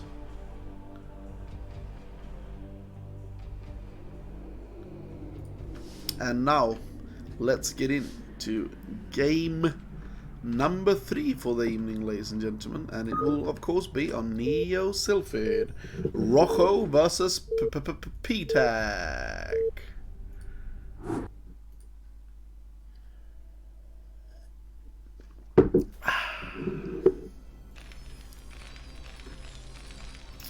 And we have, in the 12 o'clock position, we have Rojo playing for NaS, and we have P-Tech from CwT.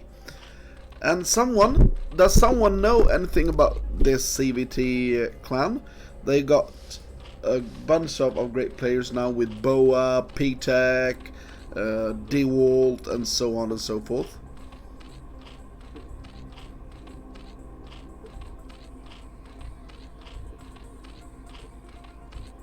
Oh, thank you so much, man. Clever Combat. I'm so happy about that. That you're telling me that you like what I do so much. Thank you. That is amazing when I get feedback like that. And if you haven't followed, you can hit the follow button as well. But thanks a lot for the appreciation of the stream. Okay, so Rojo being Terran and P-Tech being Zerg. And what I was into before I got that superb message for Clever Combat, that was that we see CwT getting a lot of really high ranked players. And some people say that there are money involved, and some people say that they're just good friends, and so on and so forth. So I'll be really interested if someone knows if it is a money thing or not. I'll be interested about that.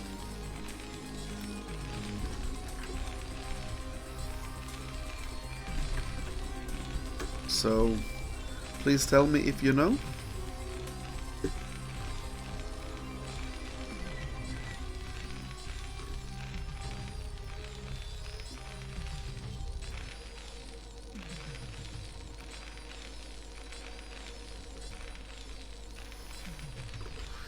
Okay, let's see here what we got. I will just do this. So P-Tech is actually a player from Croatia, and he's ranked around 2300. And Rojo, I can't really find his MMR there. Oh, you already followed. Okay, thank you. So now let's see what we got here from Rojo. Rojo is actually putting the supply quite late here. So that's interesting. Just a bit of a mishap here. And we see from PTAC that he's going for the bit slow but still okay 2 hatch. As you guys know, when you watch me, I don't really like the 2 hatch, but today actually I played a 2 hatch play against AT's Mullet, because he's doing the same strat so many times. When I see him anyway, he's going for the Goliath tech build, so I really like to go for really quick mutas and try to catch him before the Goliath count is great, and it actually worked when I played him. So I did 2 things. I ran around with Lynx, attacked, and then I got in with Goliaths. Sorry, I went in with the mutas before the Goliath.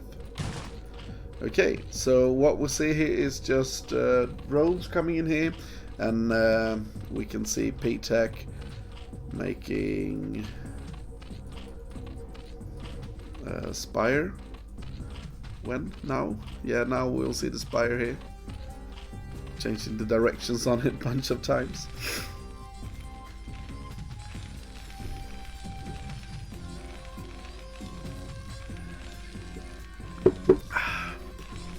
Yeah, I'm sorry if I'm a little bit slow today. The ones that have tuned in here for my stream a lot, you know that I've been having COVID, and right now I'm feeling much better, but I'm so tired all the time. It's like I got a spell or something to tell me that you are tired, man. Don't do shit. So that is what's going on, if you wonder why I feel like this. Great little catch there from him, and very late engineering bay. Maybe it will be on time, and 3 racks actually. So Rojo going for really hard push out. You can see him cutting a little bit of SCVs to be able to do this. And PTAC is really following what's going on here, not spending too much. He wants to be able to make a bunch of mutas. You don't want to make sunkens while you play against this. You want to be able to kill it with pure mutas if you can. And now we see that he is lacking 1 drone. You want to fully saturate to have 1 drone at the mineral. So really good timings here from Rojo, and I like that he just went out and got back again, and no damage being hurt as well from him. So Rojo is looking for that 3rd, and this I really enjoy this 3rd. Because you can sunken it up, and then your ability here is great, so you will be able to just harass forever here. So yeah, really interesting clutch here. We see him droning up a little bit, going for the +1 attack. If you have the +1 attack, that's actually great, because the +1 attack will, if you have 11, you can 2-shot the turret. And look at Rojo here, being so on point of it with his army. And now we see drones coming in here, and PTAC no damage whatsoever so far. And this he can just slaughter though. But Rojo still doing a great job here, and now a little bit of a sandwich, losing 1 muta, and we see so many turrets everywhere, and this was a little bit misplaced. Maybe it will die now. Oh, taking 2 medics like that is really great. And now we actually see what PTAC's all about. That was a destruction. And we can see that he doesn't want to transfer out of it, he doesn't want to drone up. So he's actually just being sporadic here. And now you see it needs 3 shots when you have when you don't have the +1. Losing 2 mutas for that. But very, very good and clutch muta defense here. And let's see if he just goes for the last one. Then he will get some great engagements here, maybe. Oh, let's see what Rojas doing here. Rojas on the back foot a little bit. Oh, so clutch. Muta micro here from PTech. I can't believe that Rocco is playing this well and just losing unit after unit after unit. And the big problem is that the factory count is so late and he's losing more and more units. And the marine count is getting lower and lower, but we see him at 46 SCV. So one thing that's great for Rocco though is that he haven't lost that many SCVs. So his SCV count is still really up there. So the economic damage is not really done yet. Will he do the Jadong style with the 2 groups hitting at the same time? Oh, now he lost a bunch of units, but now these will come in, I believe. And he thinks that the army is around here, and he can now hit these 3 once again. Okay, he's taking the wrong ones, if you ask me. They are a bunch of hurt ones. Yeah, and now harassing a little bit there. Oh shit. Now Rocco is not really there to help. 1 supply going down, 2nd supply will go down. And we have a healthy bunch of units down here. So I would like to see him go back here and take the healthy ones and attack with that. And maybe add a bit more Sunkens. This is an amazing play here for PTech. But now PTech sees the army here. He needs to use all of it to go down, and this is not enough. He will just obliterate all this army. Look at this. This is so many healthy muta marines, mutas here, and he will just obliterate it. Look how fast it goes. Because the medics wasn't there, and now the medics comes in, but he will just kill every medic here. And look at the supply count right now.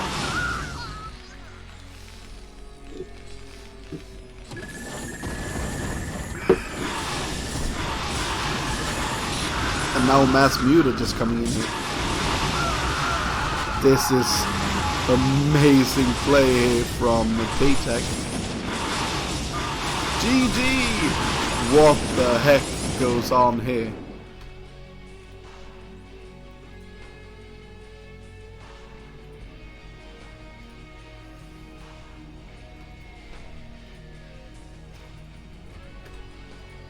Yeah, ladies and gentlemen, crazy shit actually. When you have muta micro like that, you can do a lot. I don't have muta micro like that, so I can't do it. But it was a slaughter. Every time he moved those marines a little bit off, it just died 5 or 6 marines in every single shot there. Amazing from PTech. And now we have Ascension. And I can't really understand why he's getting Ascension as a second map. Maybe it's the right choice, but for me it looks a little bit fishy to go for that as a TVC against a person with the capability of PTech.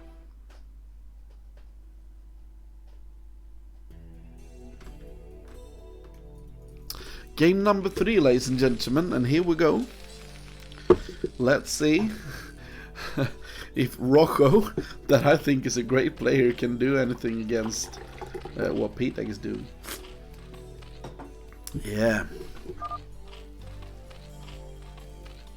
Maybe I should buy those ear-licking microphones, and instead of just going to StarCraft, I can go for these ear-licking things. Would you like that? Yeah, you would. Especially LML would love that. He wants to get his ear licked by a bearded man like me. He told me in private. But I don't want to show it to you all, because I think LML will be will not be happy if I tell you.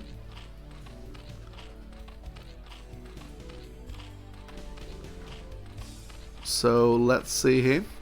We have P-Tech in the greenish color, and we have in the purple we have a Rojo, and Rojo this time going for a wall. And I think that P-Tech just asked Rojo what rank he was, and he said A, and P-Tech of course is an S rank player, so this is a little bit unfortunate for Rojo, but sometimes you can be a better player.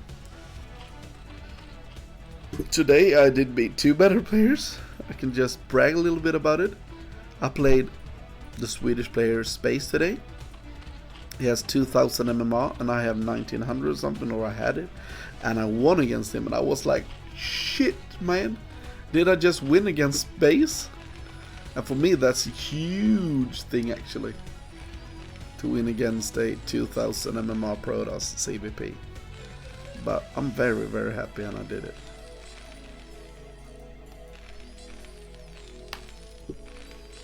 Okay, so this is actually a link tight wall here.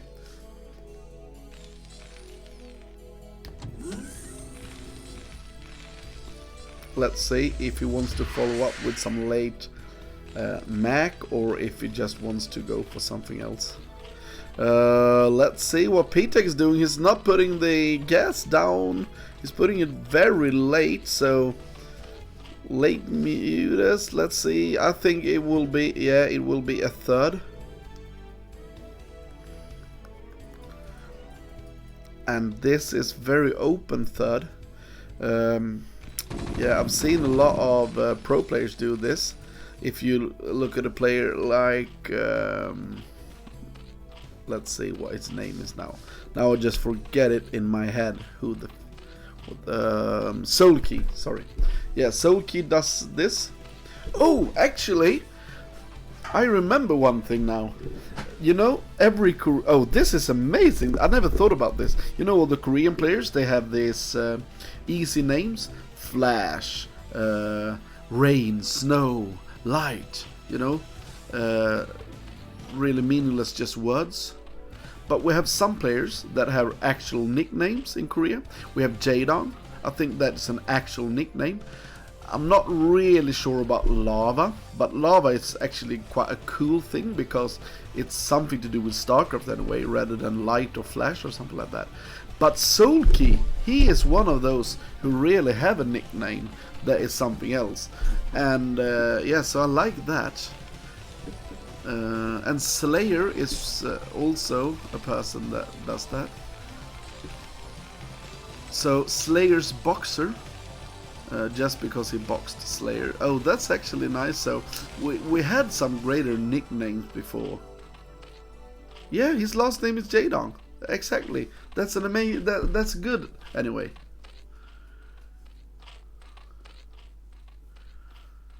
Yeah, but still using his real name is better than Flash, Light, Rain, Snow, Mini, Big. Yeah, I like that anyway. Okay, so I like Jaedong, but also CwT is something that's a real nick. CwT, that's, yeah, I like that. That's a real nickname. Okay, sorry for just talking about everything else. Let's go back to the game. We see Rojo going for very slow play here, and what we see from P-Tech is he actually there's actually a third coming in here from P-Tech. So let's see what he wants to do. A bunch of links now coming in, and that's just because he doesn't want to be run over. But I would like for Rocco to just go for 5 racks plus 1. That's an amazing play. He doesn't need to be afraid of what's going on. Oh, there's actually a pro player called Ice. Oh, Korean gamer, maybe not a pro. Yeah, so many links though, but just ignore the links, make 5 racks. 4 racks is okay, but I will like that. And now he scans and he sees exactly the timing of the mutas. So, and we see so many links being made, and if he moves out and doesn't know about this, the run by will be huge from PTAC. But if he just ignores this and just go for, okay, he's moving out. Why, oh why are you moving out? He doesn't know about this third, but he should figure it out. Oh no, look at this. Okay, good reflexes there from him. Good start. Get the next units out, help your friends. He doesn't want to help his friends. Okay, there we go. We need to see some turrets. We have the +1. Yeah, now we have some medics as well. Okay, this is not working for PTAC right now.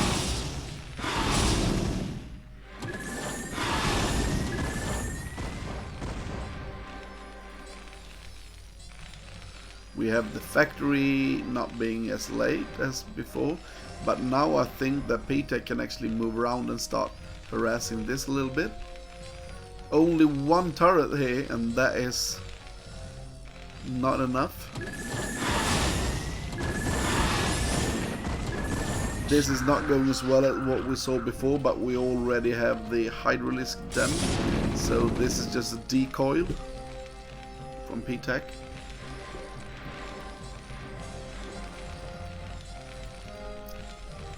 There comes the 5th. We need to see some scans.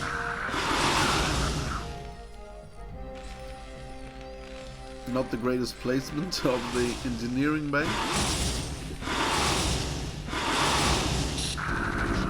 Scanning. And okay, he's coming back in.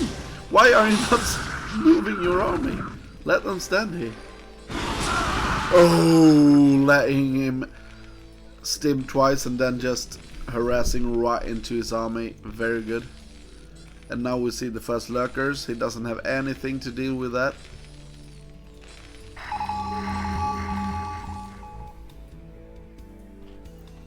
But he still doesn't know about the third.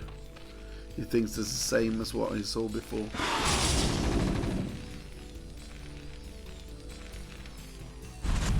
But because it's a wall, he can actually be a bit safe.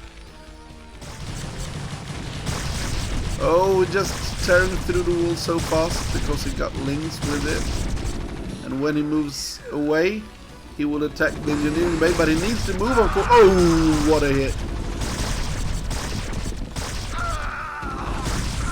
Now getting into the bunker, and now, oh, look at the amount of medics here.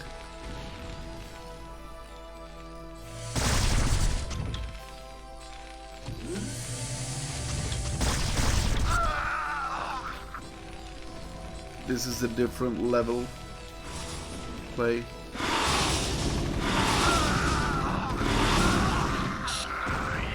And these 7 mutas go making so much damage. Oh, it needs to move this so we can repair.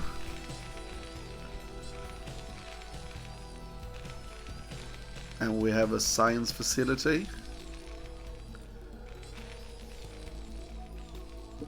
And now taking a 4th as well here, PTAC, and drop.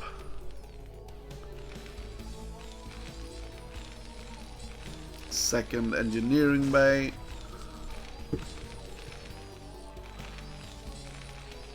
He said before that he's A ranked Rocco. And Peter is S ranked. Okay, so we actually have Lurker Hydro style. Very slow reactions here from Rocco.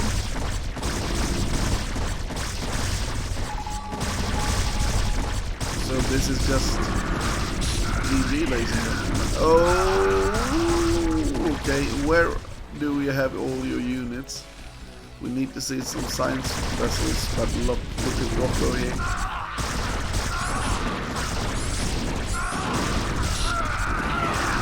Oh, everything just obliterated. And now, of course, the units coming back to harass.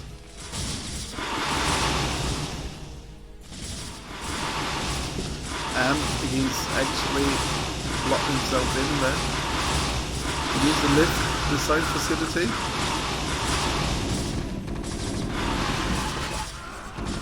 Oh, killing some mutas anyway, but then, of course, he will move out directly when that happens.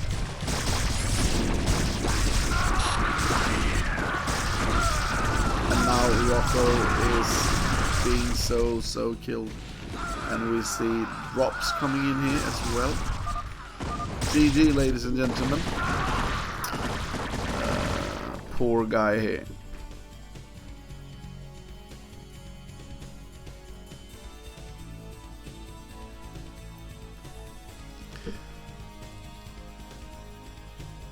And that, my friends, were very one-sided. Very one-sided here. And now let's look at the score sheet here. So NaS is up 2-1 versus CwT, and Boa versus Hawk. Amazing game as well. So we had a lot of great. We had CwT, we have CvP, PvT, PvP, and so on. So this will of course be a CvP, and Hawk is high ranked as well. So let's see. The only way to see how good of a rank the player is right now is to go to the BSL, because the other ladder is broken. So Hawk is on the BSL around 2,400. Boa though is around 2,600. So there's actually 200, a little more than 200 difference in MMR between Hawk and Boa right now. But that's just because Boa did something. Oh, and they actually start on the map Sanctuary. I don't know why they start on this map, because they should start on the same map that the other persons have. So I'm not sure why they are just having some other map to start with. We've seen that sometimes, and maybe if they are talking about it and both agree, maybe that is okay then. So this will be on the Sanctuary. I've never seen it, but I've seen The Walking Dead and the episode The Sanctuary, and that shit is scary, ladies and gentlemen. So if you haven't seen that, you should actually go watch some of the Walking Dead. I love that shit. So let's go. The Sanctuary, ladies and gentlemen.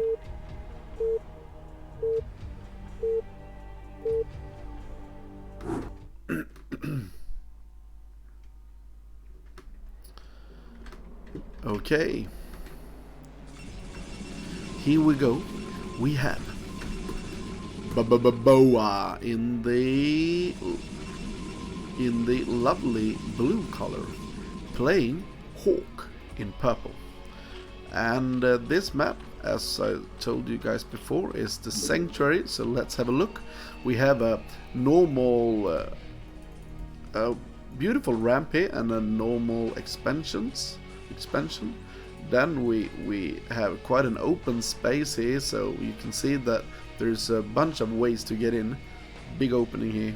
You have a third with gas, and you have a almost non-gas. And the map that this looks like is the map that we see on the ladder right now, called Now I don't remember what it's called, but there is a map that looks like this on the ladder right now. Fuck, what's the name of it?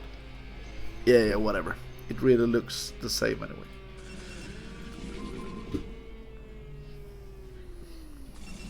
Maybe someone can tell me what map I'm talking about. Okay, so let's see what Boa will do here, if he starts with Forge or not. Okay, one thing that I've noticed from Hawk is really solid. He doesn't go for shenanigans, he doesn't go for... He is a very standard player. Okay, we see a Forge first from Boa.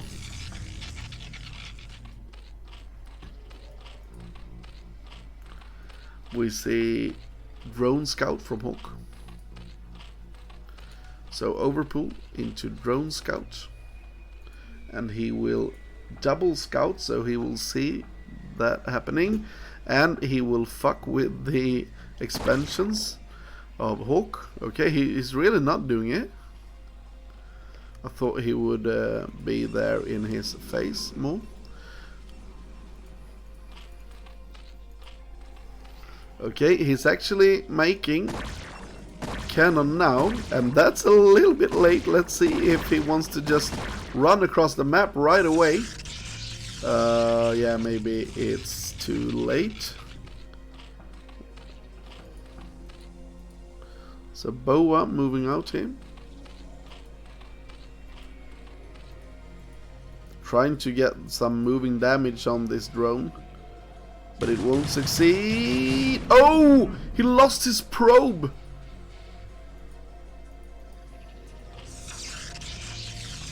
And we have 4 lings coming across and a bunch of probes to just hold here.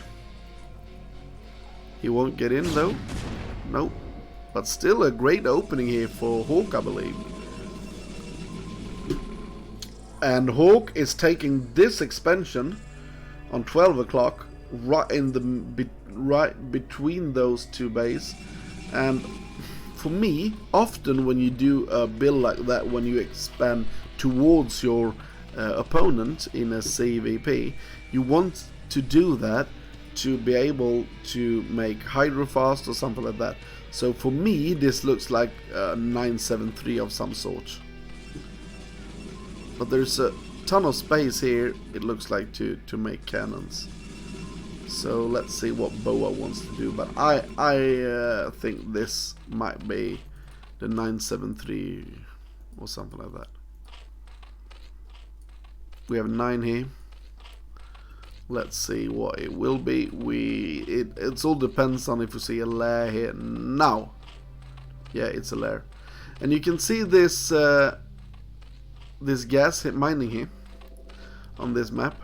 You can see it's not really tight, so you want to make your overpool over here, actually, just down under that, because it's quite bad. So okay, so we have a lair, so I take it back then. I don't really understand this from Hawk, because he sees the Stargate, that everything is very fast here. Oh, very close to dying there. So he knows that this Corsair will actually be built way before the Spire is done. So I'm a little bit concerned for it. Okay, it's a Hydralisk then right now. We have 6 lings. Let's see. Okay, we have some more being made, but no killing here. And we have the third up here, so it's very, very close. And the Corsair is already started. And no Spire, no Lurk attack.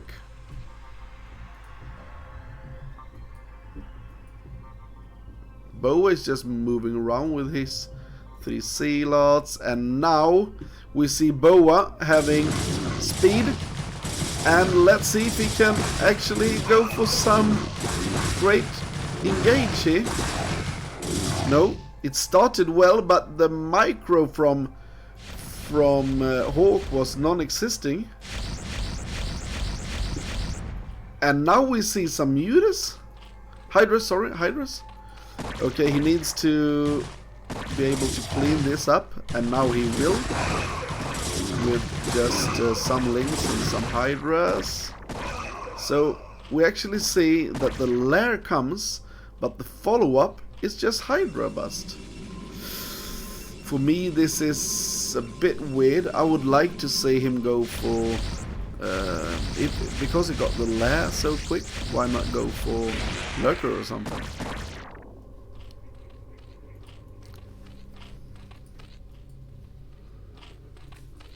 Okay, so we see a 5 hatch coming out.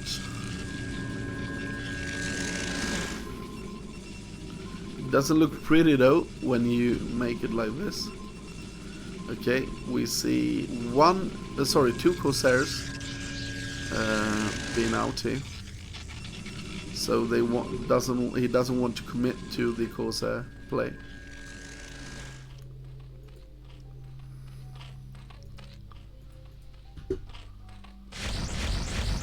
Novelord being attacked and a little bit harassed.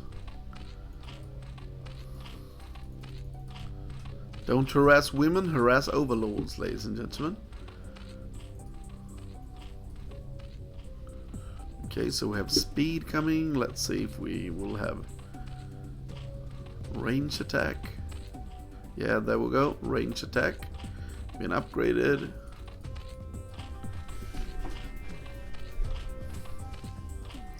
Now a bunch of zealots moving out. I don't think that it could do any damage here. I think he could attack in here maybe. There's only 6 Hydra, but now more moving out. Yeah, very good SimCity here. He wants to have that range attack before he commits. But we see that the Templar Archives is a bit late, so maybe he can actually, when this is done, just attack straight into our Protoss player, and Boa will have some problems, I assume. And right now, let's see, will he attack from 2 sides? Okay, we have a 6th hatch actually, and a healthy drone count. And look at this, this is so many Hydras, and Boa still pushing in. I'm not sure about this, but the start of the engage goes actually to the favor of Boa, but after a while you can see everything is just obliterated, and now we only have 4 cannons. Let's see if Hawk just goes across the map and tries to finish it. I believe he should. Yes, I think this is very hard here for Boa. Okay, I think he can just target here. He's not doing it, he's not really going for it. Yes, now we see that he's taking the first cannon. Okay, but very bad engage after that. Let's see what Hawk can do. Where's the rest of the army, ladies and gentlemen? Here we go. Now he can engage. There's only 7 zealots, but the +1 is done, and the +1 is not done really for Lady Hawk. We need to see, I believe, some rally points being better. Oh, what a great storm! Boa, I believe, is from South America, so maybe it's a little bit laggy. And Boa will actually have 1-1 coming in here, but the +1 will come in from Hawk, and very, very good. And now we see that he's got 1 storm, and if he uses the storm, Boa can actually just move, and that's what he did. And now there are no storms, and I believe this could be the end for Boa. We don't have any storms left. Okay, let's see. No storms there either. Let's see if Boa wants to just jump in here and put the damage, or as you can say, the nail in the coffin here, ladies and gentlemen.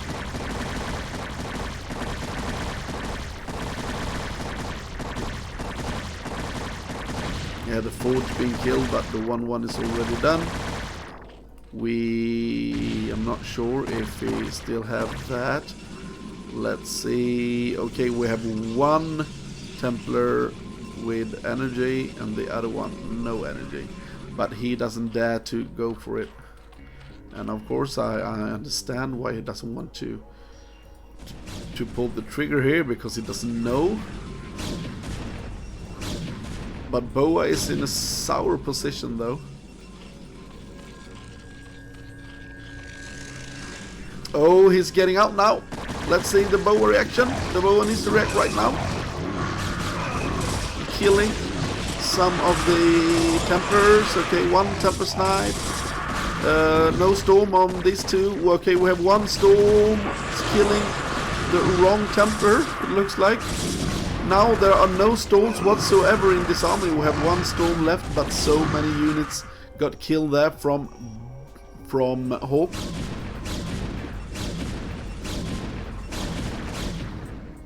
Oh, okay, Boa, yeah, then very good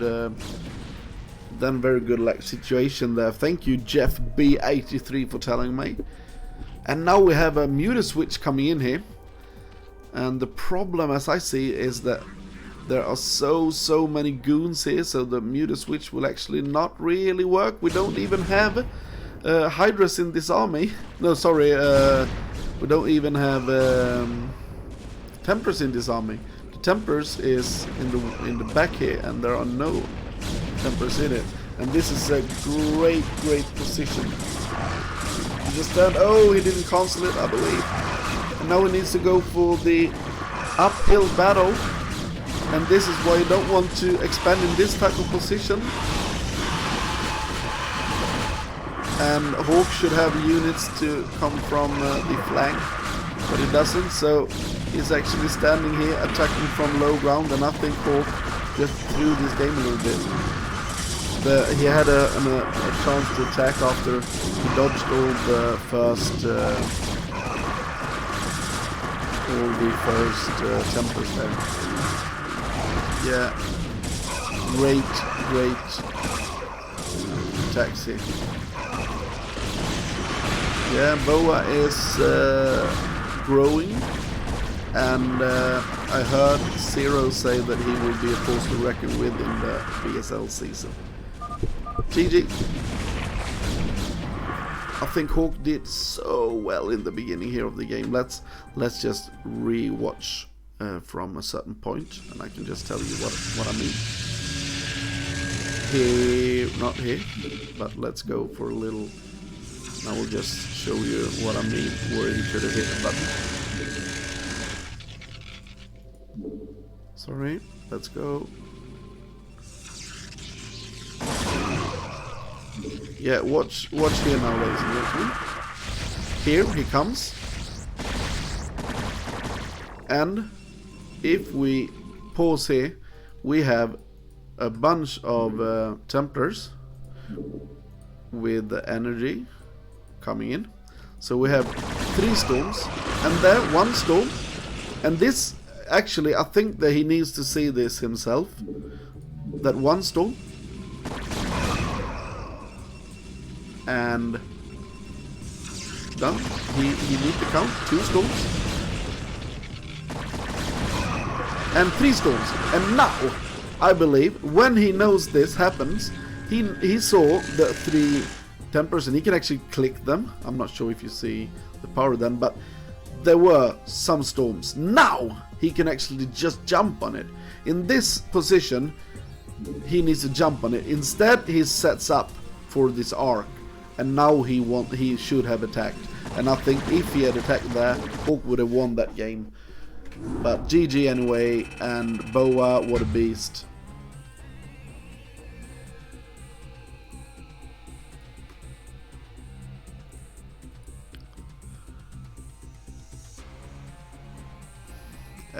I agree with you, it's a hard thing, but you should still try it if you play when you have that type of position. But I know it's very hard, so yeah, not a big deal, but yeah, sometimes you need to take a little bit of chance when you play like that. Okay, ladies and gentlemen, let's have Let's go for just a small break, 1.5 minutes, and I will be back here, ladies and gentlemen. And the one that, of course, is a sub. As you can see here, we have 10 subscribers. So the subs, they will not get the commercial break, but the other ones, they will have a small commercial break, and that's just because I don't want anyone new to hit my channel to start with a commercial break. This is a Twitch thing, and Twitch, please let us take off advertising if you doesn't want to have it. So let's go for a short break.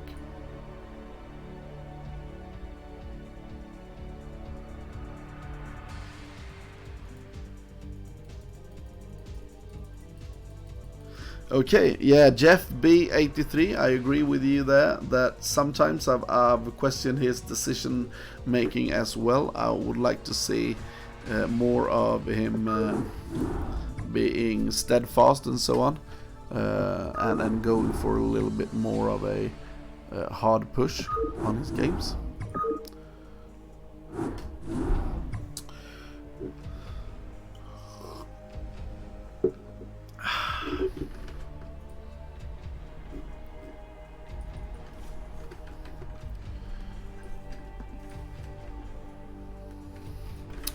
Okay, ladies and gentlemen, so if Boa wins this, we will have a series that says 2-2, ladies and gentlemen, so really interesting.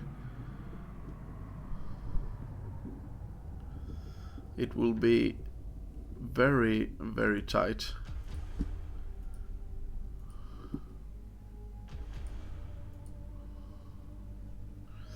Okay, so Agge is actually casting a little bit. So that's nice. It was a while ago when I saw him cast. So great, great, great.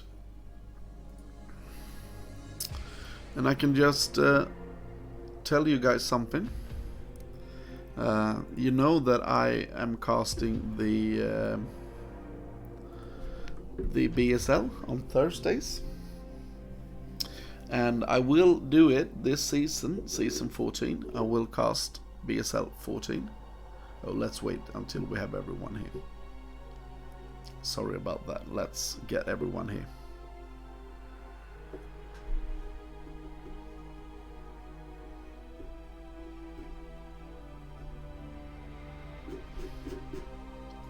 Okay, welcome back everyone. And before we get into game number 2 in this series, I want to just tell you guys a small amount of stuff. You know that I cast every Monday and every Thursday, and I will cast BWCL every Monday, and on Thursdays normally I starting to cast the BSL Goose League, but this season I will do it, I will cast it, but it will be on the Zero's server. We are not sure exactly where, either on YouTube or on a Toro, or what the name of it is, or maybe on Twitch, but I will do it on Zero's server. He wants to get all the BSL stuff in one server, so if you guys want to follow me there, of course you will be able to. And I told Zero that I will do only one more season in the BSL, and after that I will do my own things, because I don't want to stream on someone else's channel only. I want to do my own thing. So if you guys want to support me, so please follow the BSL stuff, and after that please support me while I will do next instead of that. So I'm not really sure what it will be, but I want to grow my own channel. My goal is to become partner, and I fully appreciate what Zero is doing, but I feel like I really can't only be casting on his server, because I only cast 2 times a week. So I hope that you guys can appreciate that decision to go for one more season and then stop it. Okay, enough talk about me and the channel. Let's go for the next game, ladies and gentlemen.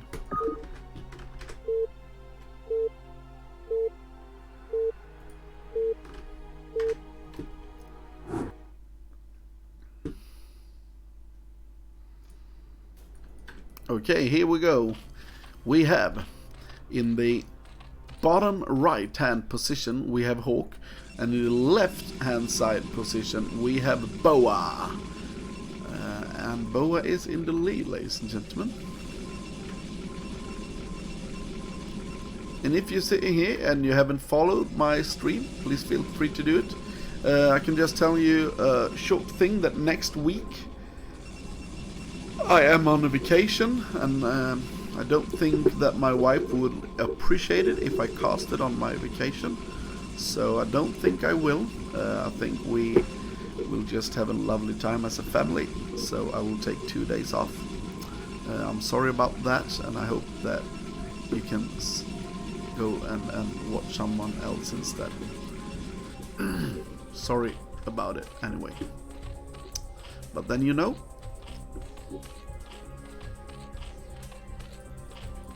Okay, let's see what Hawk will do this time. Will he go for the overpull as he almost always do? Okay, no overpull this time, so maybe it will be a 12 hatch, I hope so. And we see pylon and no direct scouting. It will be an 11 hatch. Okay, it will not. It will be a 12 hatch. Just looked a little bit slow there. So I thought it would be 11, but it will be 12. And Boa is going for Forge, Expand.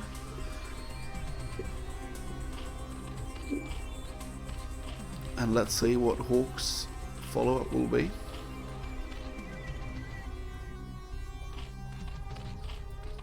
Hawky Boy is going for Scout now after that, making not the fastest of gas here. Sometimes you actually see almost like the 2-hatch Hydra play from the Zerg. Okay, let's see. No, still no gas. He will take a third before he takes the gas. Oh, and look at Boa going for total amount of greed. Oh, he's not getting in with it. He could have actually gone in and tried to be a little bit sneaky here and maybe steal the gas and stuff. I actually like to steal the Protoss gas when I see greed like this, because you want to delay his SAC count just a little bit. I'm not sure if it's the best way, but I still like it. And we see him taking the mineral only instead of this gas one. But both of these players right now are really greeding up here. We see cannon coming. Now we see Cybernetics core. Cybernetics core is so fast. Oh, we see a Hydra. We see Hydra then coming. So no, he's just getting past here. And let's see what the follow-up will be. My favorite follow-up when it's scouted like this. Both my follow-up as a Protoss, the follow-up that I love as a Protoss here is to go for Cybernetics core, as we see, and then robotics facility going into Reaver. And what I like for Zerg in this case is to get some pressure on and take a fourth. I've seen that a lot from players like Soulkey, Soma. They love to play that and then just try to hold off the big attack. Oh, look at this though, from Boa going into Stargate. And let's see, will this be committed?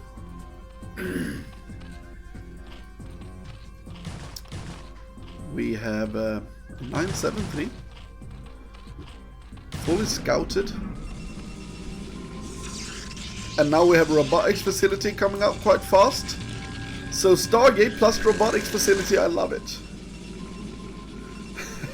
Yeah, hi there Zero, welcome. Yeah. So the score is NaS leading 2-1 in the series. And here we have the lead for BWCL, of course, with 1-0. So let's see here. I love this build here from Hawk though. Oh, sorry, from BWCL. I love it from Hawk as well. Oh, so quick to kill off this gate here.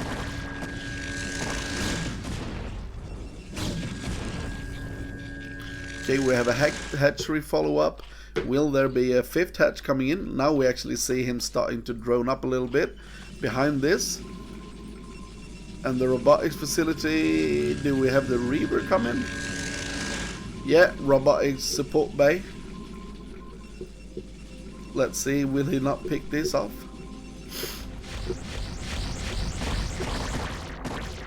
Oh, 2 Corsairs.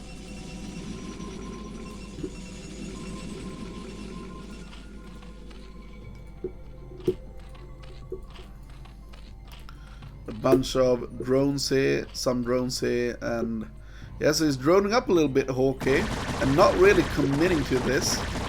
So let's see what can be done here. Okay, we actually have speed coming as well, so this will be a little bit committed here from BWCL. He wants to go for the harassment with it after. So very, very clutch play here. Okay, more Hydras. I would like to see him go for lair now. I'm a bit afraid for him. Maybe he wants to try to break this, but when the Reaver comes out, everything is turning to shit for him. Let's see now. Oh my gosh, and now the Scarab comes out and he sees the Scarab. Oh, and it glitches like crazy there. And now he knows that there is Reavers coming in.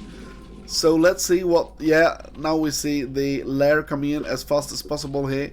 He does not want the Reaver to ruin the day for him.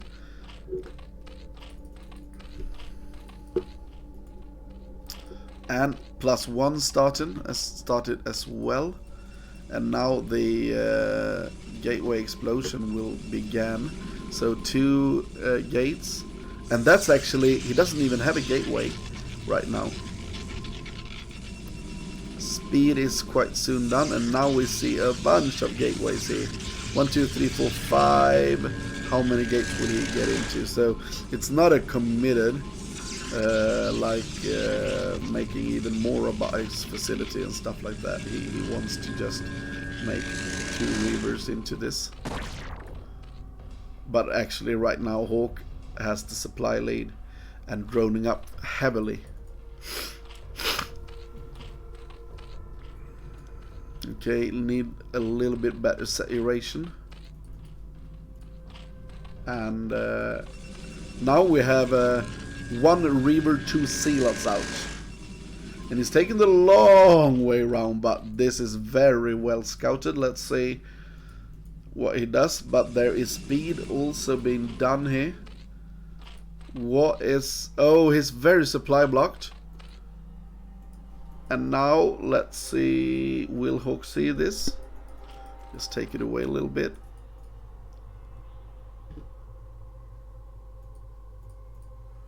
Oh, very good. He's really going from the side here. Will Hawk notice? Yes, now Hawk knows. And he's trying to just jump on this. And he's jumping on the Reavers, but the Scarab hits are crazy, of course. Let's see if he can kill both of the Reavers and the Scarab in the base. This is like a base trade scenario. So many Hydras in the natural of BWCL right now.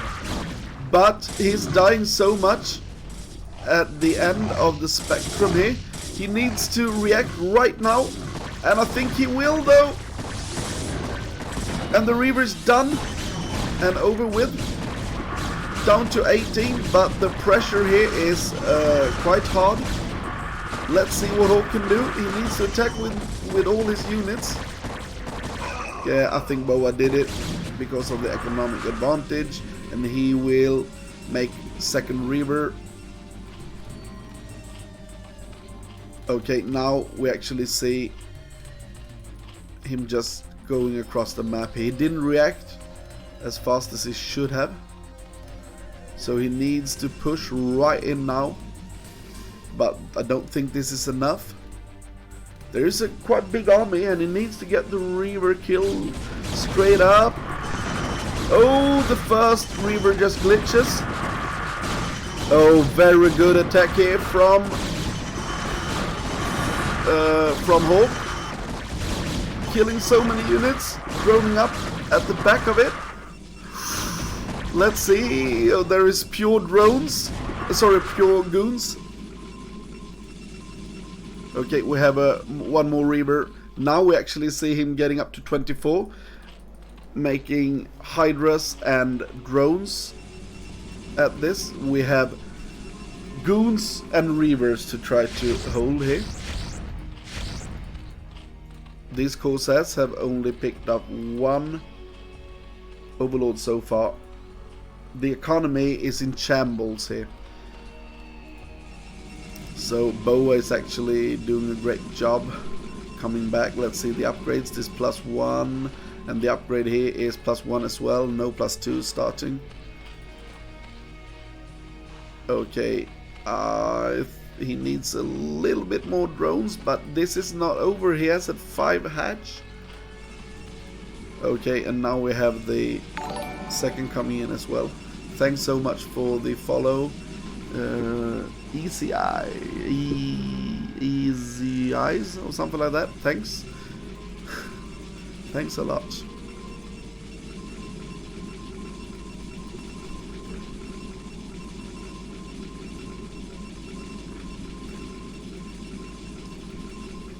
Let's get something to drink here. Yeah. Okay. Now we actually see that there are no more probes being done here. Getting up to 6 gate.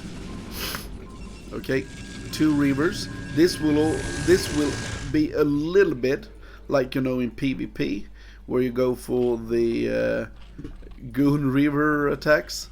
So this is a little bit the same. Okay, he's actually going for a little bit of defensive style instead and taking a third. I thought he wanted to push out. So let's see now what will be the follow-up here from Hawk. Right now it looks like Hawk just going straight into a big drop here. And now he sees it. Let's see if he can react on time. Yes, he will react on time, but he needs to... Okay, not the best Scarab hit there. It glitches a little bit for him. Okay, more Reavers coming out here. He can't even lose shuttles and stuff like that. If he does, it can be devastating for him. We see Hawk just on 29 drones. He needs to drone up a little bit more, but I really like this drop play that is coming from Hawk. Tremendously hard to get this immobile army up there. So now we actually see the biggest drop here. Okay, we see army coming in here as a distraction. And he should not engage. Let's see if he can go. Okay, the Reavers just made a big hit here, but we have 1, 2, 3, 4, 5, 6, 7, 8, 7 Overlords. They are not all full, and we don't have any air defense whatsoever. And now we have a big engage coming in here. Okay, we have 2 Reavers trying to get damage done. Let's see, he doesn't target anything. I'm a bit concerned about that. If he targeted, it would be so much better, but right now Boa is really low on supply, on workers anyway. And we have an attack coming in from the other side. I think that was a bit of an overextension here from Hawk. Hawk's at +1 still. Okay, these 2 Reavers just cleaning everything out. And now, can actually Hawk survive against the follow-up push from Boa? I think he needs to go back here. This is not the engage to take. He needs to use the high ground here. Maybe add some Sunkens. Maybe do a fake drop or something. Oh, he's so low right now, and now losing a bunch of units here. I think this is just the beginning of the end. Yeah, GG. What a game. What a game, ladies and gentlemen. What a game.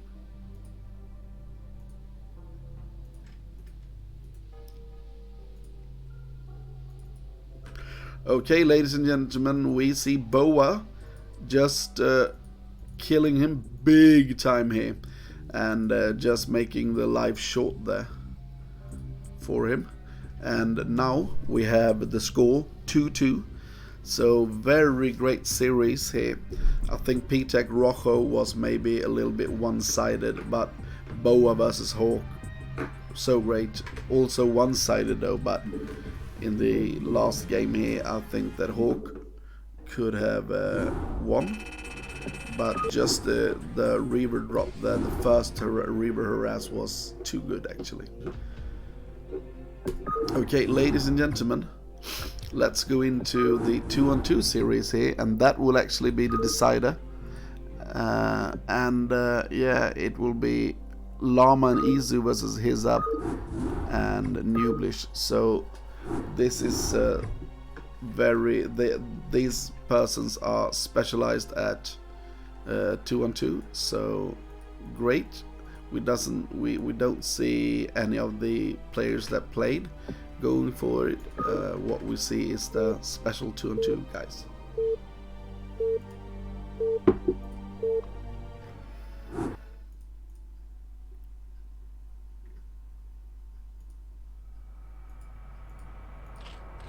And I of course forgot to switch the overlays, so give me just a second, ladies and gentlemen, and I will fix that.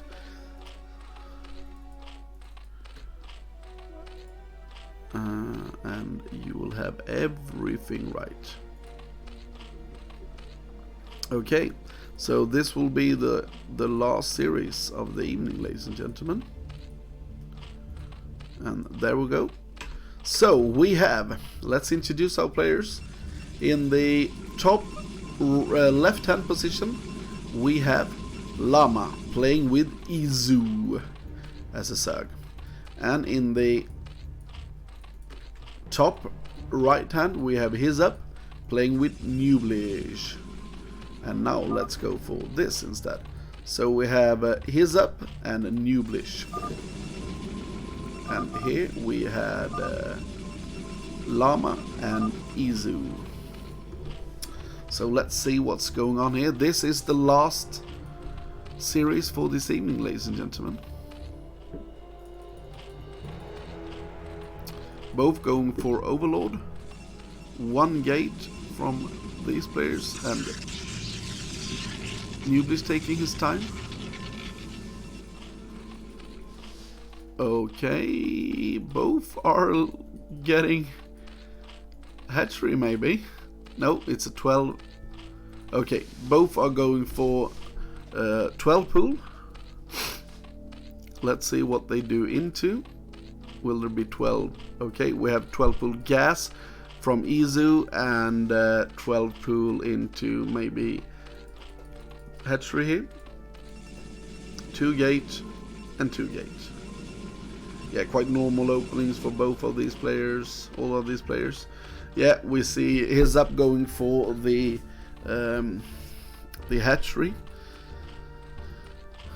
and I understand this play, but for me, and this is so weird, sometimes when you have the hatchery here instead of here, I know you have so much more space to cover if you have the hatchery here, but if you have the hatchery here, you need to make spores both here and here. So there's so many more spores that you need to make, even if it's easier to. So I actually like to have the hatchery down here instead, but yeah, that's maybe just a thing of flavor. Okay, Sealot's coming out, and we see one Sealot moving across the map, moving it to Izups to help him be a little bit more secure. Okay, we actually see Llama and Izu going for some type of aggression here. Yeah, and we see actually New Bleach going for a little bit more tech heavy build.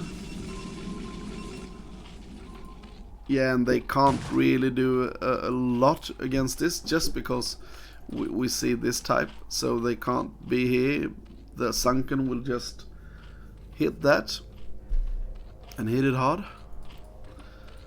And now we have the Lair Tech, and the Lair Tech comes up here as well. We see his up going up to 12, and Isu instead just going for more and more attacks here. Now I think we need to see a drone drill maybe. Oh, let's see here. This is so important, but I don't know why these were so misplaced. And now we actually see a bunch of units coming in here. Okay, he's going for some drone drills here, and we see him getting down to 9 now, so he was up a little bit. Oh! Now we see Isu just sniping more and more, so he's down to 8. Isu not making a Sunken, not making defense, and he actually start his spy right away. And now Isu needs to drone up and start a spy right away here. And if we click here, we can actually see that Isu mines so much more gas. So Isu is in a big lead right now. And we see an attack coming down once again from the blue players on CwT. They want to have the full out aggression. And right now we see 2 sealers coming in, and this was not a great engage by CwT. And we will have a cannon straight up, I believe, from his up. Oh, sorry, for New Bleach. He wants to be safe here, of course. Okay, we still doesn't have a Spire starting. And now... Okay, now we have the Spire starting, but this Spire is almost done. But we have some Corsairs, and that will maybe save the day. Okay, he actually didn't make a Spire, he made a Evolution Chamber instead. What do we have from this side? Okay, we have Goons here, Citadel, so this is another tech tree instead of the Corsairs. He needed to make the Corsairs, I believe, just to not die here. So you can actually see Isu now making his first Mutas. So right now it looks like CwT is way ahead, for me anyway. And now you can see he's making 1, 2, 3 spores, and I think he needs to make 1 more spore here. So this is why I don't really... Okay, he's making it over here. But this is why I really don't like to go for the hatchery like that instead of next to one another. So many more spores to cover the distance.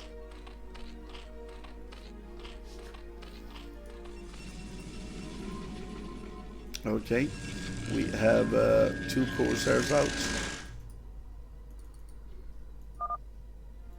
And we have Corsair upgrade been done. Upgrades been done whatsoever.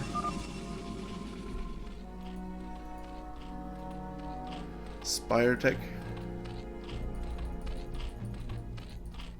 And now some goons coming over to help Isu against this. And you can actually see Isu on 40 supply, and you can compare that to Izup on 26. But the drone count from Isu is still low.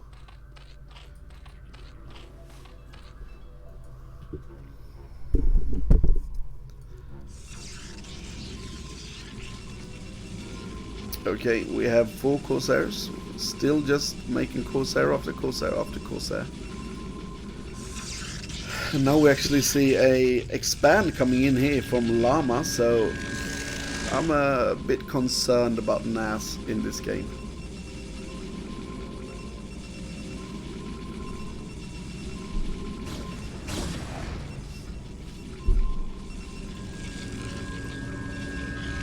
Speed has been done.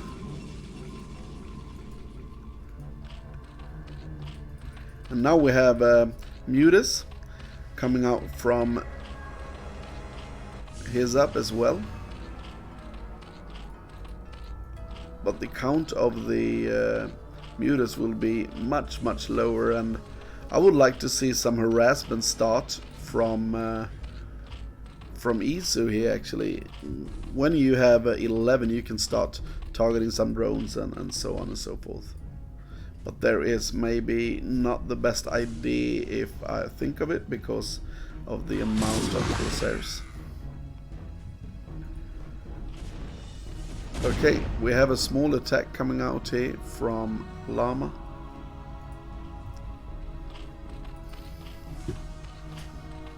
And now, Mutas coming in here, trying to get some damage done, and we have the Corsairs, and look how fast they do damage. And we have some Scourge as well. Oh, they just die straight up here. But where is those Corsairs? They needed to help him. Okay, he still doesn't die any of them, but oh, they are hurt, man. They are hurt. 7 Corsairs. And they don't really care about goons. Okay, he doesn't want to engage, but I think he could actually, because the Corsairs, the goons are not really a great way to attack Corsairs. So I think that they could actually attack if they want to. Now we have more Scourge. Yeah, look at this. He will just obliterate this. Okay, they care about cannons, but I don't think they really care about goons. Yeah, maybe a missed opportunity there for the Red Army. I think they could just have jumped on it. More Corsairs actually, 8 Corsairs. But just go in with the Corsairs and the Mutas and see what happens.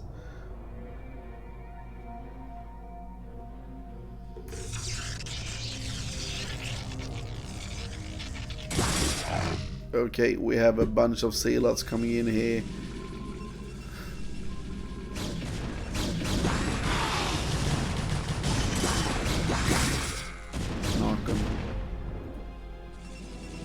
Yeah, I really like the position before of CwT, but right now I think that NaS is actually doing a great job here.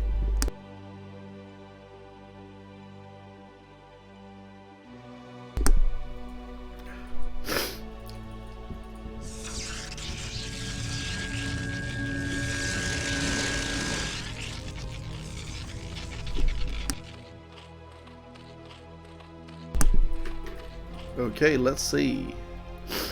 We have a expand being taken, and the expand is also being taken from Isu a bit earlier. But Isu still on just 14 drones. Oh, let's see here. This is an amazing play, just because the Archon is doing tremendous amount of work here on this just mass Zealot. And very good engage. Just attack a little bit and then move out actually when you see it's all going a little bit sour here. And now the expand has been taking, but look at this. This expand has been working for a bit of time. And we actually see the gateway count just coming out of it now, and we just have 2 gates here, but now the gateway explosion a little bit coming out here. So we're getting up to 7 gates. And I think they can take a 3rd quite soon as well. Okay, we still see just Muta play here from Isu, and Isu should be big time afraid. Look at this. Yeah, Llama tells him to switch, and I actually think that he really needs to switch. And I think he will lose everything here. What are you doing, Isu? Look at this. Oh, so close. So close. Okay, still following him. 7 Corsairs. Oh, and he's... Oh, look at this. He's obliterating him. 6 left only. Yeah, he needs to switch. Oh, it's not switching. Here we see the switch.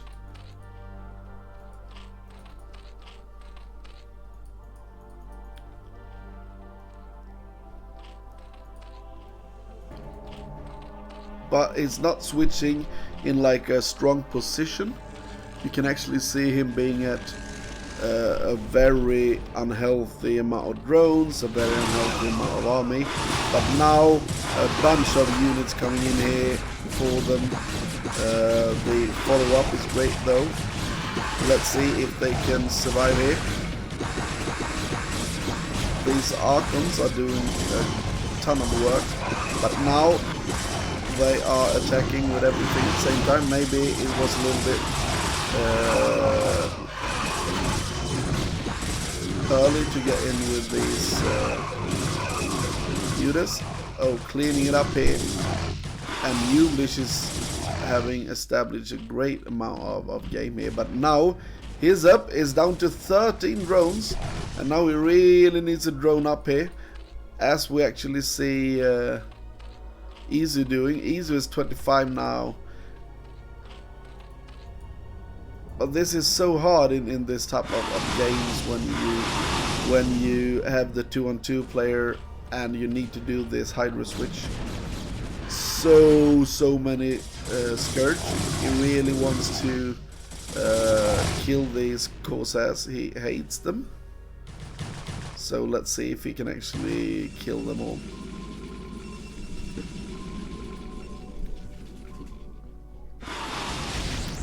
Oh, let's see, killing a bunch of them anyway. But that wasn't perfect. Engage.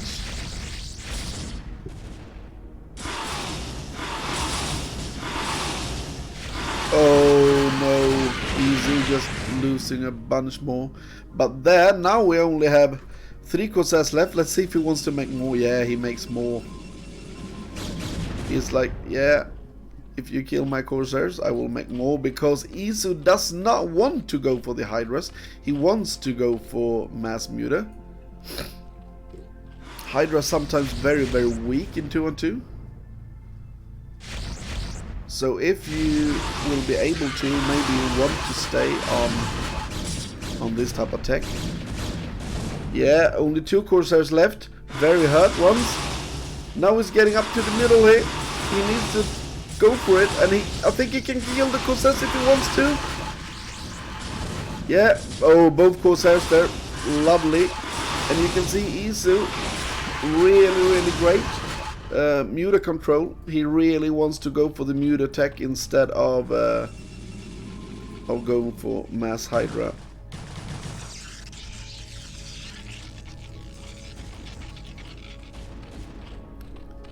And we have more Mutas. Okay, more Corsairs. Let's see if he wants to make more. No, only 2 more. And that he can actually kill with Muta Scourge.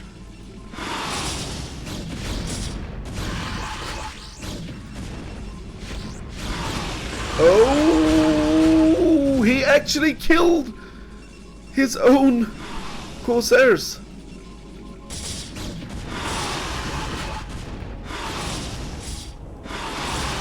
Oh, losing every Muta here. Not getting into this army of goons, Zealots, Archon. Now we see a big attack here from Llama. Let's see what we can do. We have some storms from Newblish. Great storm, and we have some DTs as well, and no observer or anything. Okay, we have some storm coming in here from Llama as well. So great attack from Llama. You can see him having the high ground. And now we have the 2 observers, so I think you just turn the tie here. Now more units coming in from this angle, but I don't think it's enough. Where is his army? Okay, a little fight inside here as well. And we see Izu taking 3 o'clock base. Now CwT, it just swings it back into a big lead here. And GG, ladies and gentlemen. What a game! What an amazing start at the 2-on-2.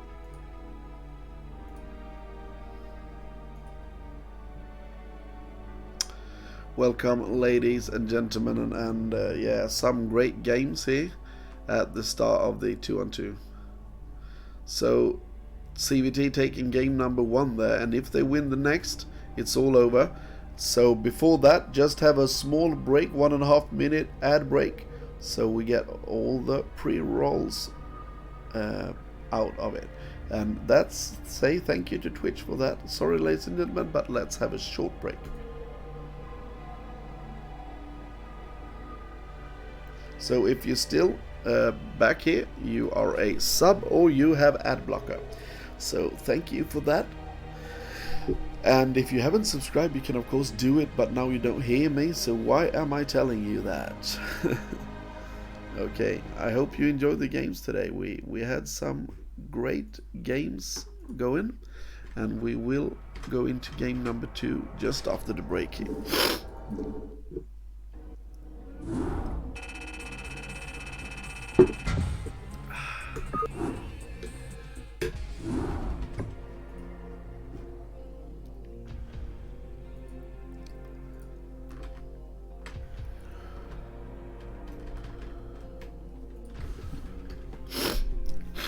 Yeah, I'm getting a little bit snory here. I hope it's no COVID shit coming back to me. I thought I got rid of all the COVID shit, but let's see what will happen.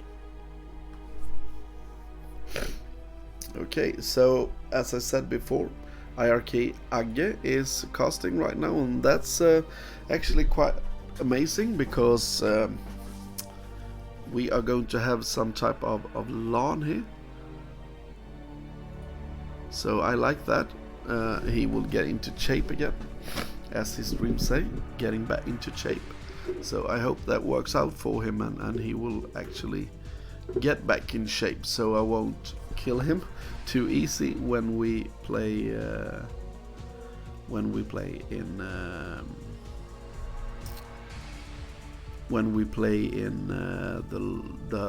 we're going to have. So we're going to meet up in Stockholm, a bunch of Swedish persons. Okay, welcome back everyone. And let's go for the next game of this series. What an amazing 2-on-2 that was. It was a bunch of back and forth, and now it will be Python, ladies and gentlemen. Not my favorite map. But on 2-on-2 it can work, but yeah, as I said, not my favorite map.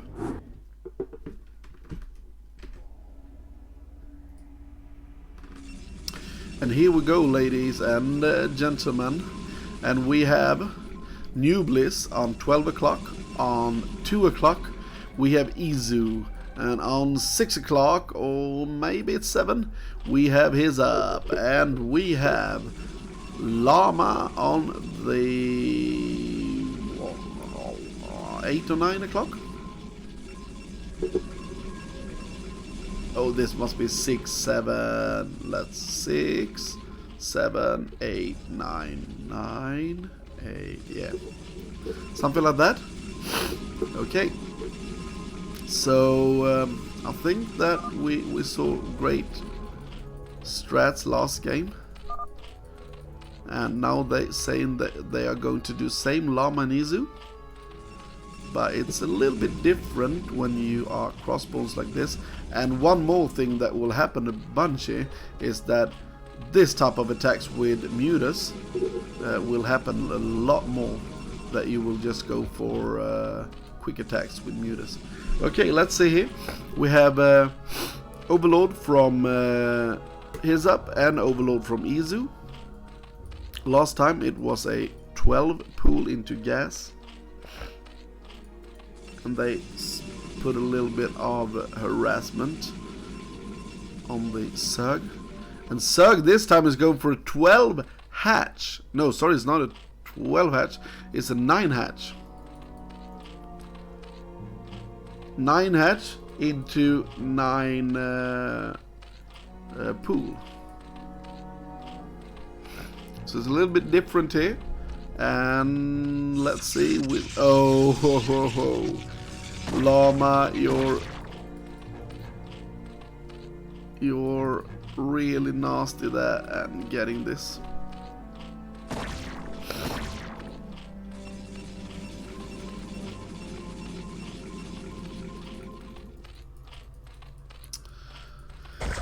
Oh, he doesn't need to make... Oh, he did to get an extra probe out, sorry. But this is really mean. Manner gas. And now Izu knows that he is way forward.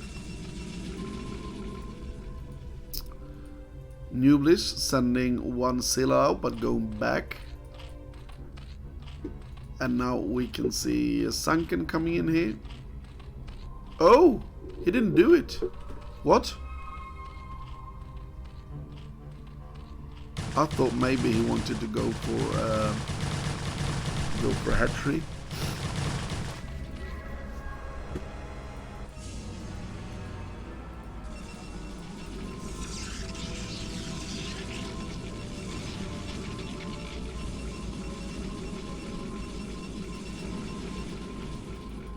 Okay, Sunken coming in. Oh, he actually took it once more. That's just mean, sir. That just mean. And there he cancels it. Oh, maybe he didn't cancel it. Maybe he lost it. I didn't see him get the money back. But still, delaying it this long. We see the lair. And I would like to see a Sunken here actually, because there will be so many links from our red Izab.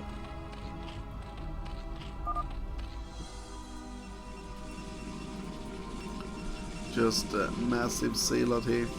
We have robotics, and he will make the spire, I believe, over here. Oh, maybe not.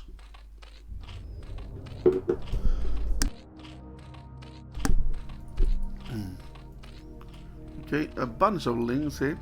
We have a second creep colony, so it will be even more. Even more Sunkens? Is that necessary? Okay, now we have Llama going for the big attack here.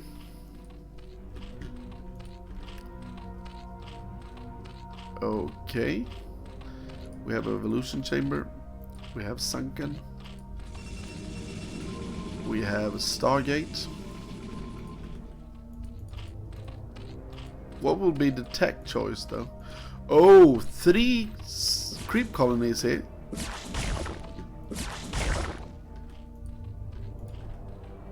Okay, so 2 Sunkens, 1, 2, 3 spores.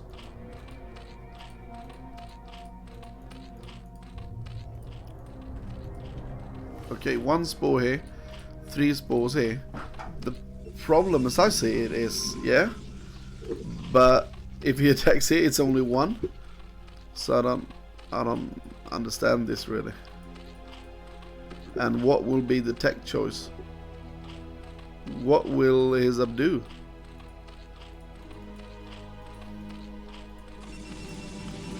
Double Stargate! Ladies and gentlemen, double Stargate. Okay, look at this.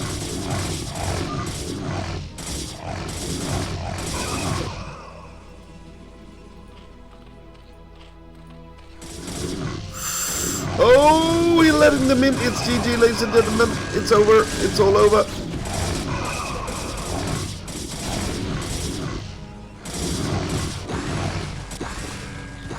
Okay, maybe I was telling you too fast here, but sorry. I thought it was all over. It's not. He's made a great drill. And now we see a bunch of links coming back here. Oh, he survived. Great job from Newbliss. Sorry for me telling it too fast. But now he needs to take those back.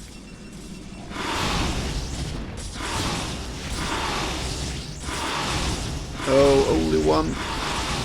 Oh, now it looks horrible for him. 2 Corsairs, and he doesn't have money to make... Oh, Newbliss needs more money to get Corsairs out.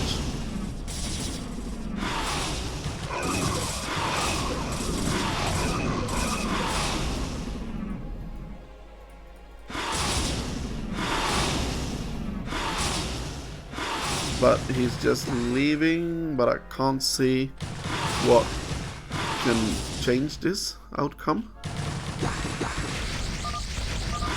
GG, ladies and gentlemen. We have a 2-1, so we have a reversed sweep here, actually, ladies and gentlemen.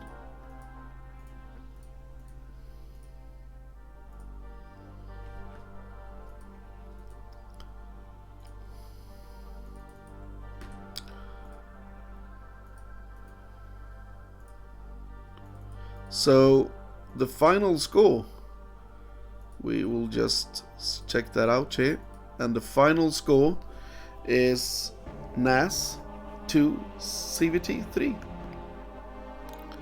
So very, very good there for CwT. And CwT doing a great job. It's a great team. You can see them having very strong players. Bo and Peacock, of course, is great. Dark is a great player. Lur played great today, but what we're missing right now is, of course, DeWalt and so on. They have a bunch of strong players. Ladies and gentlemen, thank you for tuning in today, and it was great to see a bunch of you here. If you haven't followed my channel, you can actually do that right now. I will just, do some commercial before I end this. You have my Discord, you have my YouTube server. Please hit that. We just had a new video out on the YouTube, and my Discord is my bread and butter, so please get into my Discord and talk to me there. And right now I will just say GG, ladies and gentlemen, and it was lovely streaming for you here. And I stream every Monday, every Thursday, and all the support that you do, they will go directly into the stream. I don't take any money for myself. And today we have one new follower, Easy Yaz or something like that, so thanks a lot for that. And now let's go raid someone. Let's see who we got. Yeah, let's go raid Agge, of course. So see you, ladies and gentlemen. Bye bye.